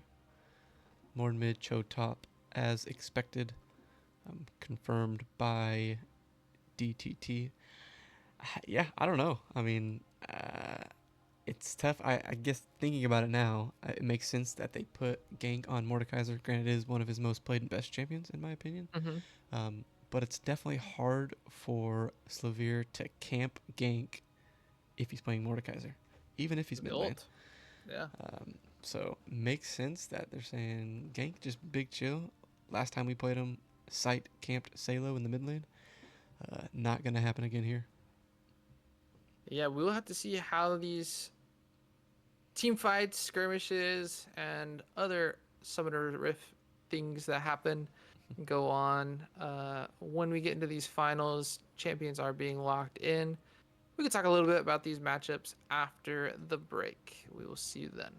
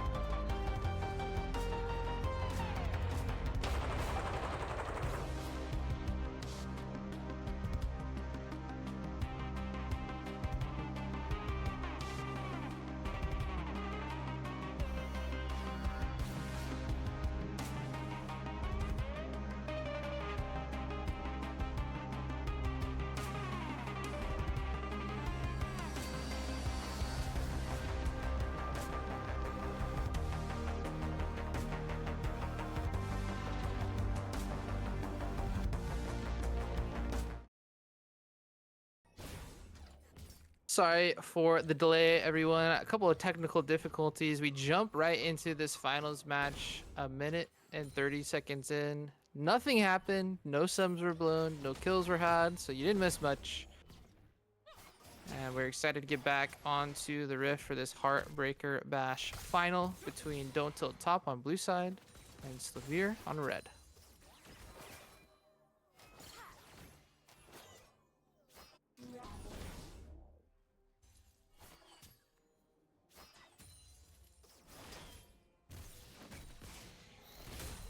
We'll never know. Yeah, and Kindred took her own red buff, or blue buff, I apologize, as Husky gets engaged upon the barrier does come through, so Husky will be able to walk away with his life. Kindred took the blue, immediately went to Eyesight's red, and so might be able to 3-quadrant the Skarner. If the Kindred gets these Raptors, she will get level 6. Uh-oh. I think Anti-Faker might just be caught out. Salo is here, and that's an easy first blood for the Orianna. Especially in that fashion, I gank in the melee versus Rain matchup. Was already having a tough time, and now Salo has the double buffs. So it's only going to get harder from here on out. I was concerned about the lack of range from this Don't Tilt Top squad.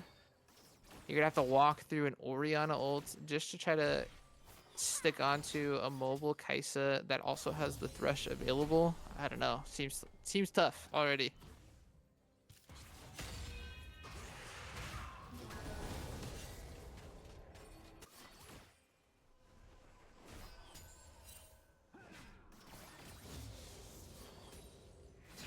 My guess is unless the Mord gets absolutely ahead, the Orianna can kite out the Mord, even if Mord ults. Orianna just has to save her own ultimate for the trip to Brazil. So already up 21 to 9 CS, that kill as well. And Sailor's looking like a force to be reckoned with. The double scuttle will probably come out from Eyesight. Was able to deny the Kindred mark. Of course, every game the Kindred is in, you start to play a mini game. Try to keep the Kindred down, so that has gone in favor of Slavir as well, because trading with Aspect of Noxus, nothing should really happen. Kindred does have a bot laner in Husky that doesn't have the barrier available, but does have the flash, and despite having to use that barrier early, has kept things knotted up even in this bottom lane. Aspect of Noxus trading aggressively once again into BKs. BKs will find the cube. That maxed out W falls onto the top of the Cho'Gath. Cho'Gath will be chunked. We'll have to back on out and look for a TP as gank missed every single one of those minions. Does try to punish Salo on the Ori, but doesn't look like it's gonna happen. Yeah, it's the on paper matchup mid. Somebody that's off roll with probably the best mid laner in the tournament. Definitely tough matchup, and with the first blood. Granted, Ori has not bought yet. Ooh, Big Rev with a nice 2-man fillet. Gonna be rooted up by Death Knight, and Big Rev went in. Doesn't look like they'll be able to come out. Nike Dragon has the flash available. Will follow Big Rev and finds the kill with the Q. Will fall down in the process. Now Husky 1v1 against Death Knight on the Nautilus. The hook can come through, and does. Salo gonna be ulted by iGank.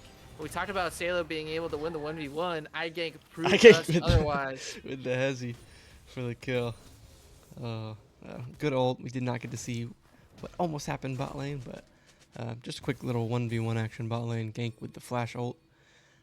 Still have to respect it, even if you got first blood and you're up 30 CS already 6 minutes in. Mordekaiser's still Mordekaiser. Mord does Mord things. That does give the opportunity for Gross to be started by this Don't Tilt Top squad. Smite will secure one, and Faker and BK will back off, knowing that they probably can't win this fight, Salo having the ultimate available. Yeah, so we'll have to see. I mean, it's, obviously even in kills now. felt like the early kill for Ori onto the Kindred. Kindred a little bit over aggressive maybe. Was a level down on that fight. We'll see if that really ends up mattering. But right now, down 1,000 gold. I mean, it's purely from mid lane almost, right? There's a little bit of lead from aspect of Noxus and BKs. But otherwise, this gold lead is just the difference between Salo and iGank. And that does not look fun. The smite came down early, but Sight was still able to secure the scuttle there on top. Looking at Kindred, I don't believe she has another mark. Mid lane, iGank going for an aggressive pull. Was meant by the Salo ultimate. And gank. Under fire here, getting ganked by Sight. How the turntables. Yeah, Sight just doing, a couple drive-bys here and there. Making sure gank's not too far up. Hasn't been able to get anything yet. Slavir prepped for this dragon. The bot lane of DTT is getting a push, so we'll see. Kindred is bot side, but it feels like it might be too late. Yeah, there's no pressure. I mean, Not the with bot mid. lane is pushing, but with mid being the way that it is. Now, Kindred is going. Oh my goodness. It came down to a smite fight. Faker unable to secure the dragon, flashing out. But Q's on back over because this is a winning fight for Don't Tilt Top. Big Rev immediately taken out. The ultimate used by Nike Dragon as well. The pull should be available to them. Can Death Knight, Anti-Faker, and Nike kite back effectively? The answer is leaving Death Knight and going for the 1-for-1 trade. Death Knight, or sorry, Eyesight has the ultimate available. Will drag the Kaisa off the, or sorry, Kaisa, the Kindred off the Kindred ultimate, and didn't even think of that. But nice use of the ultimate from Sight. Yeah. The fight not over. I don't know if DTT maybe thought they were out, but not quite. We did see the Kaisa ulting just for fun. Ultimately, Salo got the kill onto the Nautilus anyway. Husky just, he wanted a little extra gold. But no, 3-4 up, just a little bit less than 1,000 gold. That was the feat of warfare for Red Side, I believe, correct? No, it wasn't. I think They got the last two kills. Right, yeah. So yeah. Nautilus Kindred, so yeah, it would be DTT that got it. Interesting. Something to track. The feat of warfare, or sorry, the feat of strength, not an end all be all, but it's nice that despite the early game disadvantage, DTT was able to pick that up.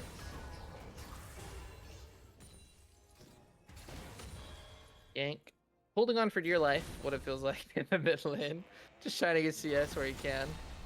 Ultimate does come through. That's a solid follow. Is that a caster curse? Or is that just expected?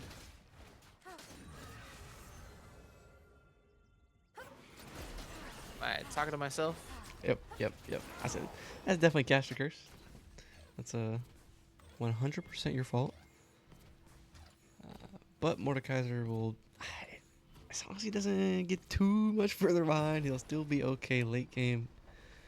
Just strictly because his ult exists. Garner, I guess. Kaisa. You ult Kaisa with an ult. I mean, Kaisa has ult, can kite out. Once she gets the E and Viz too, I think. Actually, probably you're only ulting the Skarner because that's the only person you have a chance at the 1v1. Nah, Orianna. I don't know. We'll see if iGank can turn it around. Death Knight looking aggressive. It finds a hook onto Big Rev with a nice E, but I don't think it'll be enough. The pullback will not find the mark as Big Rev with a nice flash will be able to get to safety. Is a flashless Thresh, however. Yeah, it does still have his ult, does still have exhaust. You'd hate to have to use those just to save yourself. You want to use those in a fight. Grubs is going down for Eyesight. Should get the third one. Maybe. Nice cross map punish. That does mean that 5 Grubs will go Sylvir's way. That is an epic secured for them as well. Ooh, a nice hook from Big Rev. Nike Dragon might be in trouble. Does have the ultimate, does have flash. Can they find an avenue to kill Nice Big flash. Rev? And they do. Nike Dragon will go down in the process. Husky, gonna be a cat and mouse game, but Death Knight says, get on back point. Oh, forehead. There's no way the Husky's ever making that flash. Those rocks hurt a little bit on the noggin. That's gonna be a shutdown for Anti-Faker. And a little question mark from Nautilus there. Yeah, securing that kill, making sure Kaisa doesn't get out. Nautilus made it over the wall. Just Kaisa could not. Not that she was going to go anywhere. With the Kindred, big chillin' right there. 6-5 in favor of Slavir. Checking in. Anti-Faker on this bot side has a nice little setup. Opts not to take it because he sees the rest of the team is coming. This is a mark for Kindred. Kindred so far markless in the game, which is not where you want to be. I don't play that champion a lot, but having 0 marks doesn't seem like that's something you would want to happen. Yeah.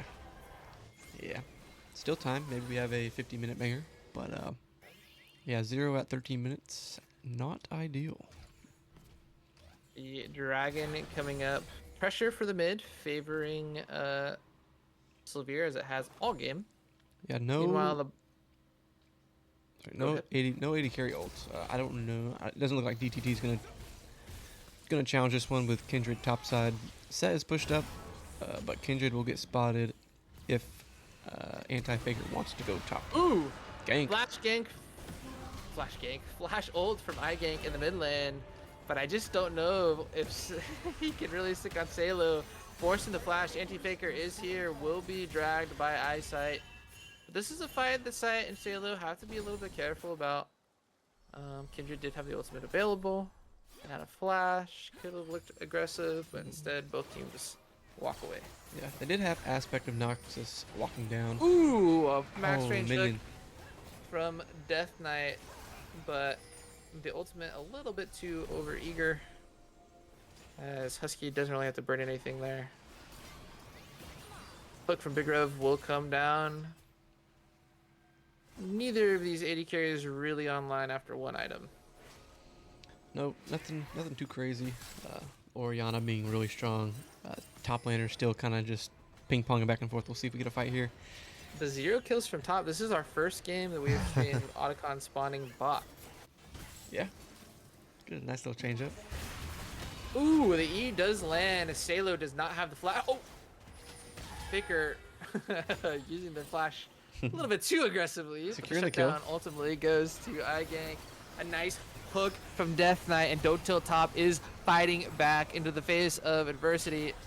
A kill over to Nike Dragon onto Husky.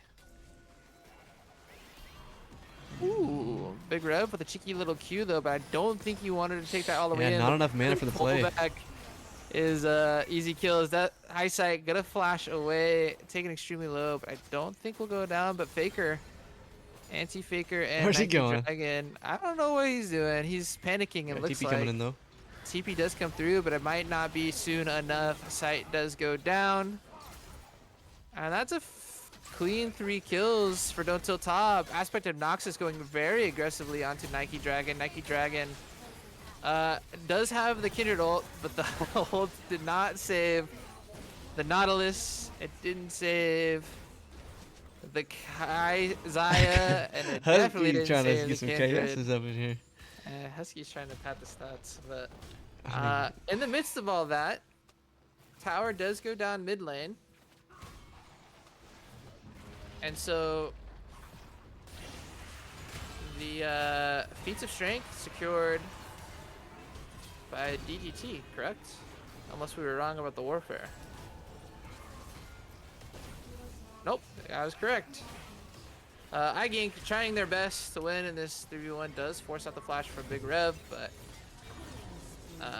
oof. Salo just not is enough. strong. But yes, to answer your question. Well, blue side got. Blue side got it. They got the feat of warfare and the first tower. True.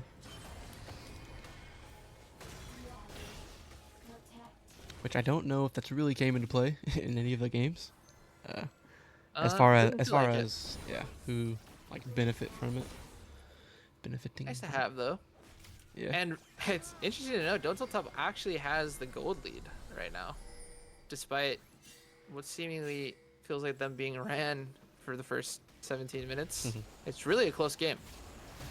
Yeah. It might be a game that just comes down to late game macro. We love ourselves some good macro here. BK's looked like they wanted to play aggressively. The Flash going to save the Cho'Gath's life. Interesting that he was there when the rest of the team was just running down the mid lane, getting pressure onto the map. I will say that map pressure has favored DTT recently, but Slavir is the one walking away with all the objectives. Maybe that's just the trade that's happening. That's just the trade. I think both teams have solid macro, so being somewhat proactive whenever something's happening on one side of the map. Oh my gosh, a nice flash from Q. Death Knight, but I don't think they know that the rest of Slavir is here. Gank going on a wild ride. Gonna be taken down by the tower. And 4 members of Slavir trying to chase down the remaining members of Don't Tilt Top. Q comes through, misses Anti-Faker. Herald popped. Don't know if it was on purpose. Long ride. It's gonna be a very long ride. The knockups do I come don't think through. he's going anywhere with this. But it does give them in a position to flay the remaining members. Oh, Okay. swing and a miss. Big Rev does find the Q, but will go down. Eyesight is here. This is a messy fight from Slavir. Yeah, And too aggressive. It was really a one fight. Salo flashing forward does get the ultimate, but Nike Dragon not going to be taken down. Anti-Faker using the ult preemptively. Going to wait out for the heal. Death Knight secures the kill. This is a hungry Nautilus with this. Yeah, that's one you could. That's one you could have held. But yeah, Shark's just coming through once again. too aggressive for Slavir. And now Be aggressive. Be aggressive. just but feel not like that much. momentum keeps swinging back and forth. Now DTT looking very strong. Yeah. Zaya so 7-3. taking a quick check-in at the individual gold as we see BK's caught out by a. Oh, okay, nice little Q from BK's, knocking up both members of Slavir, and BK's gonna be able to walk on out. I thought he was caught for sure. The W does land from Husky, but I don't think Husky wants to take that. Oh, opts not to. BK's gonna walk away with his life. As I was saying, the individual gold of the members that have a gold lead for Slavir, it's really just the solo laners, and really between the solo laners, it's really just Salo. 8,500 compared to the 6,600 from Gank. And the top side aspect of Noxus is up gold, about 500. But then the rest of the map, Eyesight has quickly fallen behind to Anti-Faker on this Kindred.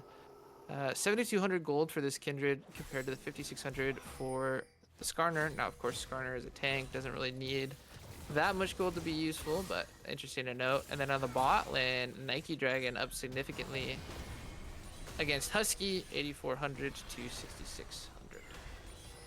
It's almost like a direct correlation of individual rank and Yeah. the gold leads, which doesn't really mean anything other than just coincidence. We'll see some nice group pushing now. I mean, this is where the macro really comes alive. Nice And I little will 1-3-1 action from DTT. With that aggression down bot lane being punished by DTT, Kindred has picked up 2 marks. Woo! So not where they want to be 20 minutes in. Oh no, Gank does have the ultimate, does find the mark onto Salo. Salo using the ult to save their own life. Salo trying to walk away and does. Gank flashing. Don't think it's going to save their Look life. at mid. But, Look at top. Yeah.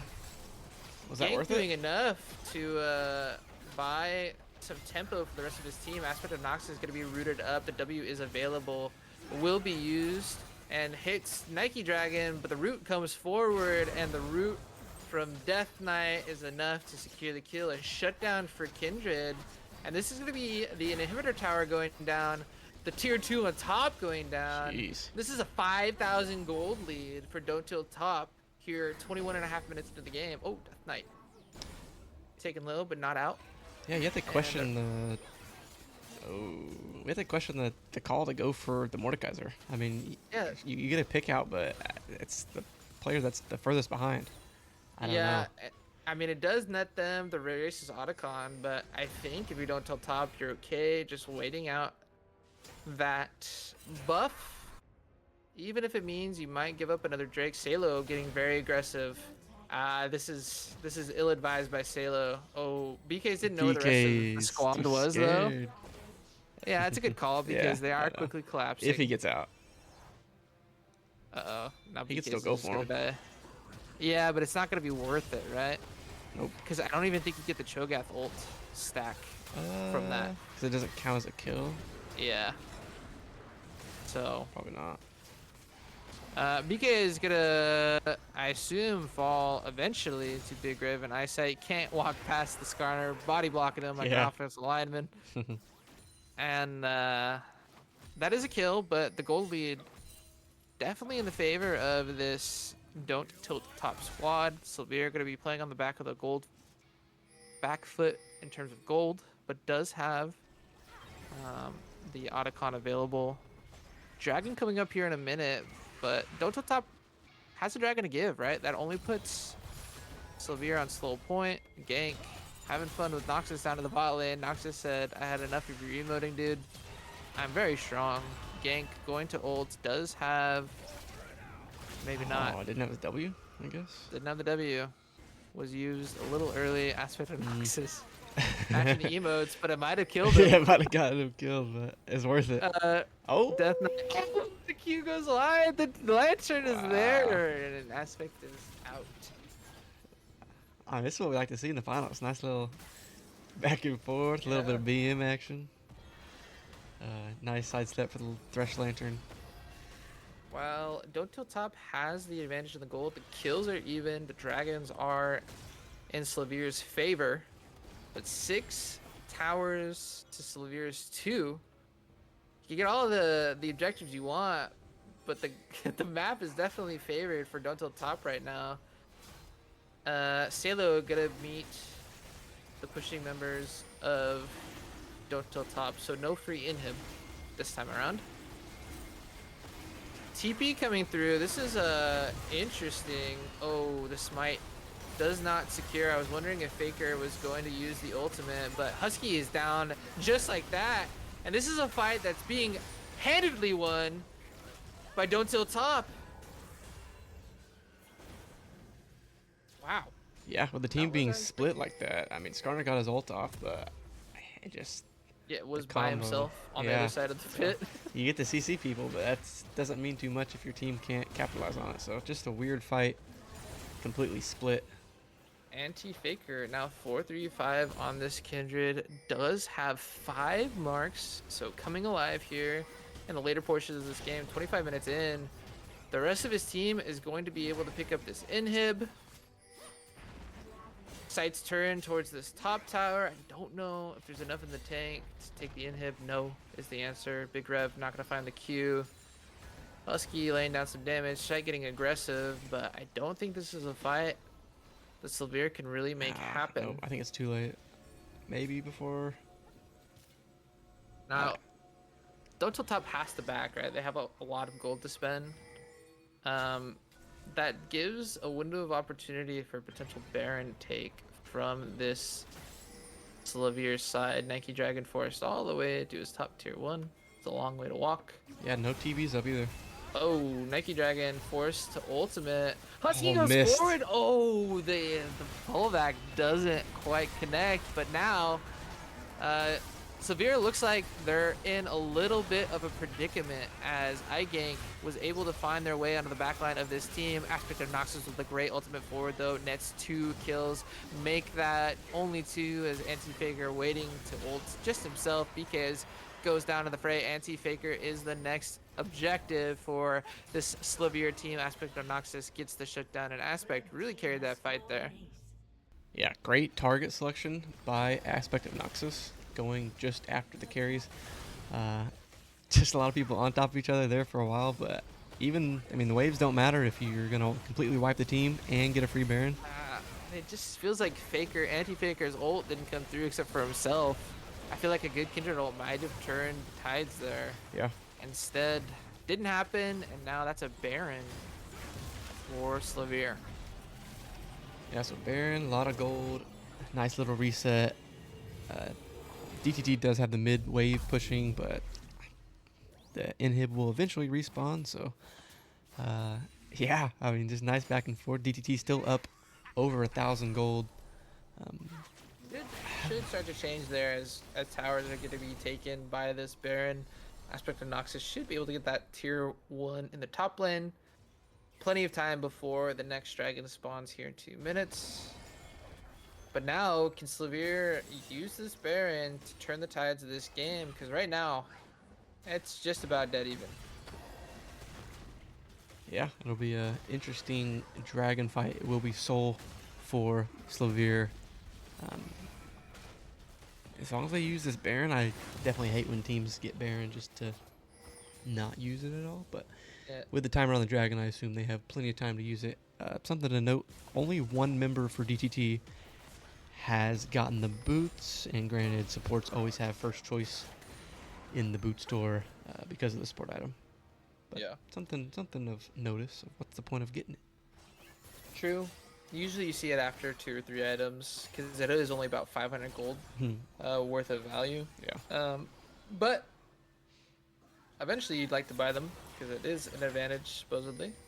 Just get it very, As I very gank last. chased out by Salo. Salo will get pulled, but that's a lot of damage from this Orianna. Pick goes wide from Big Rev. This is a slow Baron push that it has been developed, but now all 3 waves, make that 2 waves in mid and bot are being pushed. The Heartbreaker from Set is there as well. So like we theorized, some of these towers were going to go down as gank just immediately taken out. The TP was used by BKs. Salo has to be careful, but there's just no avenue to really catch this Orianna. Ooh, BKs is caught out by Big Rev Q. The Death Sentence locking in the Cho'Gath. Cho'Gath is tanky, but I don't think he's tanky enough. And that's a kill going to Big Rev somehow. He needed one. He needed one. Just one. Just one. Just one. Yeah, nice pick. There was no getting out. Good for DTT not to try to help. I think you just give a bunch more kills there. This is Soul going over to Slavir, unless Anti-Faker is able should be to free. Free Soul. steal. Faker doing the smart thing, just picking up the red buff, gonna back away. And, you know, off of that Baron, it's a flash forward, doesn't connect. Off that Baron, Slavir was able to secure a gold lead, but it's only about 1,000 gold, which is not that much here 30 minutes in. And so, like you said, it might just come down to one good team fight or maybe some map execution.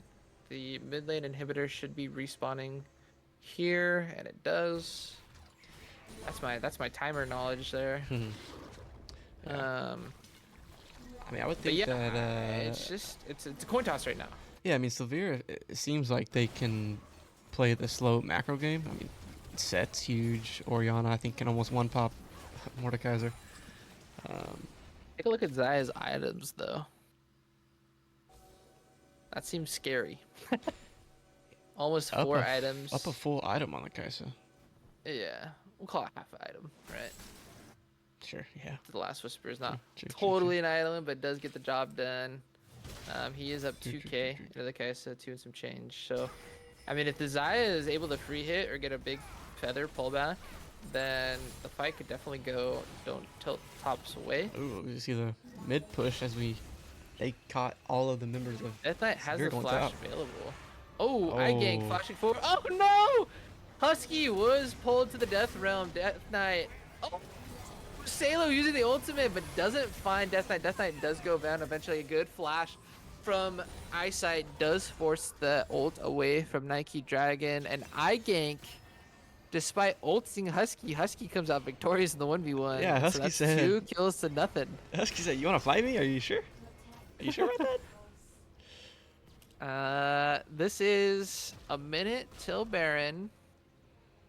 Sight and crew chasing Don't Tilt Top out of their own side. And Husky, I mean, props to Husky knowing the strength. He knows that nobody could really match now that Gank is dead. Yeah. And the rest of the team is being pushed. So it picks up a free tier 2. Descendants will connect onto BKs, but BKs is very tanky. However, all that tankiness does hurt Nike Dragon in the process, but Aspect of Noxus was unable to find a kill. A flash forward and a chomp does shut down that set, and this looks like a fight that Nike Dragon can definitely carry. The pullback is huge. That's 3 kills to nothing for Don't Tilt Top. The inhib does not go down. Oh, they're going for it. The TP's going through. Are they really trying to end, or are they just trying to get the inhibitor there? I guess he TP for an inhib. That's fine. Salo making the good macro play going top. Yeah, Sailor going top, forcing the back from BKs, who was already low. I don't know if Gank can Gank even. I guess he could get this. Nobody's responding. Yeah. Husky is the first back. Fine. Gank doesn't have the Either ultimate way. though. Okay, never Ooh. mind. They don't get the inhib, but Gank is going to buy tempo for a Baron tank. Take by Don't Tilt Top. Yeah, BK is going to TP in just to make sure they get it. Make sure the TP by Mordekaiser was, I guess, worth it. Half of an inhib is maybe Okay, worth but the TP. that's half an inhib, a full It's the inhib pressure. in mid. They already And had now that. they have Baron, so they could definitely 4-1 onto this top side. And, I mean, Don't Tilt Top has all the tools to potentially close out this game. Can they do it? Yeah, it's going to be up to lane assignments and the macro call here. Elder is in 2 minutes. You'd like to see them really use the Baron. So far, hasn't happened. Salo is very strong, level 18 on the Oriana. Those ults will hurt, and they will hurt hard, but a big rev catch out didn't really happen. Death Knight does find the ultimate onto the Salo, though. Salo just going to walk away. Sight is here, does have the ultimate available, but unable to do so. And the Oriana ult hit no one. That's a shutdown for Kindred and Anti-Faker. Don't Tilt Top is running this fight. A big ultimate from Aspect of Noxus might catch out Nike, but Nike is saved by iGank's ults. Gank might go down in the process, but Aspect of Noxus should fall as soon as he comes out of this ultimate. No, that should be Is that game. the win for Don't Tilt Top? I mean, that feels like it should be game.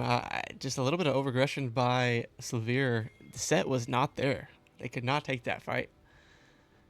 Ooh. It feels like with Baron, you have a minion They wave. have a wave here. 13 big seconds on rev. Skarner. Trying to make some magic happen, I mean, but towers, it should be game. I mean, yeah, that's game. That's finals. Severe going 2-0. The bye, ultimately falling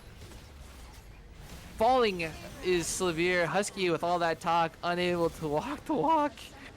And that is our third unique. No. No. First back, or two-peater, I should say. Yeah. Not back-to-back, but two-peater. Yeah.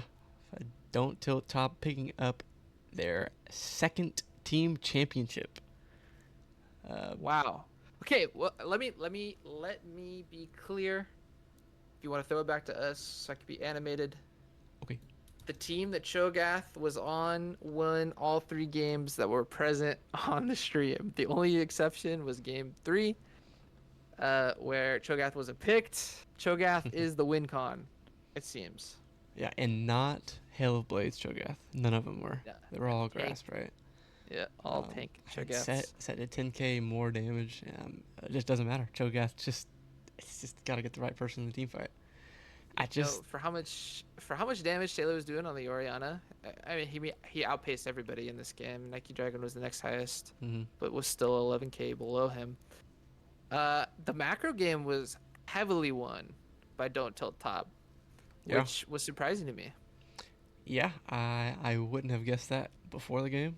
I mean, obviously the game was very back and forth. But yeah, DTT very good macro that game, and it seemed like a lot of the fights. It almost seemed like whoever was starting the fight was losing it. especially with that last fight. Skarner went a little bit too far in, and or the team just didn't follow it. Obviously, Set wasn't there yet. Yeah, I don't know. Communication issues or just DTT is that team. It's a BK's show here in Rivals tournaments. Yeah, that will be it. That is the winner of DTT Don't Tilt Top, achieving the Doopy here, the Heartbreaker Bash. Are we doing an interview or are we gonna be peacing out? Yeah, we'll do an interview if anybody from Don't Tilt Top volunteers themselves. That's not afraid. It's not afraid.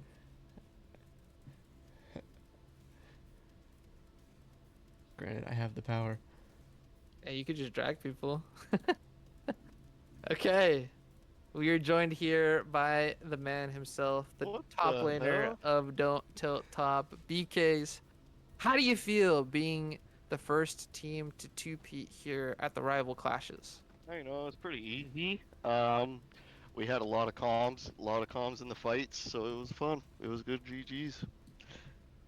Okay, so you guys lost to this Slivier team earlier on in the tournament. What was the deciding factor to ultimately overcome that loss and pick up the win there in finals? The first time we versed them, we focused topside a lot, which I didn't think was the correct call. We did that, and after that, we focused hard bot every game afterwards. It was GG from there. Easy peasy. So put BK's on an island is what I'm hearing. Put BK's on an island, and he will stay there, and he will do his job. Yeah, I think you were 0-0-0 to like 25 minutes into the Forever. game. Yep. hmm Yeah, I mean, it was a back and forth affair there in finals, ending exactly 35 minutes on the dot. While the team fights weren't the cleanest, neither were the skirmishes. The macro game proved the deciding force How'd you for like you the guys. TPs? The teams were pretty interesting. They were, I don't know if they were the most optimal, but they got something done. Yeah. You're Mine flying was a on the complete map. waste. Mine was a complete waste. To I Baron? called it about as I came. To Baron? No, Yeah. the one to bot. Yes. It was the one to secure. bot. Secure in the back. Oh, and Baron. You had two I thought, useless I thought, TPs. I thought I had an alt. Didn't have it. Mm. Well, I mean, the consolation prize is you did win finals. Name up in lights once again. Easily. Easily, he says. Some banter. Some people are whispering mid gap. So, BKs, you definitely we have the LXC split going on. What did you learn about Nike Dragon during these games? Spicy insides. Spicy insides. Is that okay to say? Is that okay to say? Yeah, Just I leak mean, the you No, gotta I stream? don't just say it on stream. you don't have to you don't have to leave the shots. But how did you like him as a player? I loved him as a player. He's a good AD carry. It's gonna be damn well a shame when I run him over in bot lane. Oh. It's gonna be a damn shame. So you got to carry him to a finals, through a finals, and then you got to beat him later on. No, there was some friendly banter in the chat in our Discord call. Mm. Okay, It's all okay. in good fun. All in good fun. But he's scared. Talk to me Just about kidding. the iGank Mordekaiser pick. Definitely didn't seem like he had the funnest of times. When we seen that, we were all jumping in our chairs, cheering, excited, Okay. just You so knew happy to see it. So happy you to see it. yeah. No hesitations from No hesitations, the no top laner of backlash. We Total loved it. Top. Was Okay, was it okay. potentially going to go top, or was it always It mid was for never sure? go. It was never going top. Okay. I mean, we know he plays at mid, and it makes sense since Eyesight in previous games in the tournament was camping mid lane, so it makes sense for a very safe pick mid. Didn't have the best of time, like you said. Salo did pop off, just not enough, and it was a very We good. almost, Good. we almost picked Tom Kench top. Almost. Okay, almost. Not quite. But I like the Cho. Like the Show Cho. looks good. I said it was 3-0 in the stream Disgusting. games. It's disgusting. It's No, just so much sustain, tanky. It's easy. No thoughts That's on nice. going Taking some notes. the Hellblaze Not a, build. not a chance. I don't want to play race car Choga. All right. Well, BK's as the inaugural two-peater. Anything to say to your adoring fans who are awaiting this championship. It was a long 2 BKs, months. BKs. That's it. Okay, that's it. That's the shout out the BKs is given. No shoutouts, Uh, just BKs. CV, got anything else for the top laner of Don't Till Top? No. Good job. Get back to practicing 80 carry. We got games to win. See you Tuesday. Yeah. No. I'll see you What the tomorrow. The hell? next day, we're practicing. Got to get that Cool. the top lane mentality out of your system now. But good jobs. Only GGs. person. I think the only person that has The 2P did. 2 wins Yeah. now. I mean, I know Don't Tilt Top. Dude, you're the faker of Rivals Clash. How do you feel? I mean, I said pick the wrong team. That's all I gotta say. Okay, that's the spice we were looking for. You picked the wrong team. It is what it is. He could have had 2. True. All right. Well, BKs, enjoy the rest of your night. Congratulations on the finals victory. And that should do it from us here at Rivals. It was a fun tournament. We're getting pretty good at this. Wasn't the longest showing. What about as scheduled? Yeah. Quick 4 hours. Everybody hopefully had fun. Some tempers were flared. Teams were won. Teams lost. Friendly banter. Drama. I mean, we had it all, right? Yeah. Are we doing another one? You let us know. I'd say the front running plan is for the next tournament to be a 2v2 tournament. When that is to be determined. I'm thinking either late February or early March, one of those two. These tournaments are all for fun. Obviously, it's not a league. We're not trying to combat any of the leagues or take away from those. These are just extra practice and or just grouping up with random people that you don't even know. You do get a sick banner if you win, though, and a little bit of cash. So, I will say, pretty sick for a one-day event. Yeah, so we'll see how the 2v2 goes. We haven't done one of those yet, but it'll be different and fun. And the next 5v5 that we do might be in March, right? St. Patty's Day. Probably St. Patty's theme, probably late March. It's all kind of to be determined. That one I'm thinking a little bit of a higher elo. Obviously, anybody lower can play. It's not gonna be anything crazy. Right now we're hovering around Plat 3 average-ish if you max out your team. That one probably like high Plat or like low Emerald, something like that. So Potentially. Potentially. Just trying to spice it up and be different, allowing people to play with different players. I mean, the 2 teams in the finals were teams of free agent people mixed in with teams that have played. So, all for fun, also just for some different stuff. Take a break from your league and come hang out with us. Yeah, come hang out indeed. We'll be around. The next time you see us will be our Rivals Rundown stream covering all things LXC Sentinel. That will happen probably on Monday if I can get everything done. This took up a little bit of time. I got homework to do, but we should be good. True. And then after that, LXC stream game. Our boy Husky will be back in the caster booth with me, and we'll be taking on Veracity in the Rivals Week of LXC. Departing thoughts, CB? It was a fun finals. This is probably the most. I think so. Well, I can't really remember the other ones. I think this is the closest one. Yeah, the most entertaining finals I think we've had so far. I mean, couldn't have really asked for much more. A bunch of back and forth and ultimately a kind of a macro win-ish. So, yeah, I mean, fun time. That's all I got. Fun time indeed. From us at Rivals, we wish you a good night. Thank you for tuning in to the Heartbreaker Bash. We will see you Monday, and have a safe evening. Thank you so much.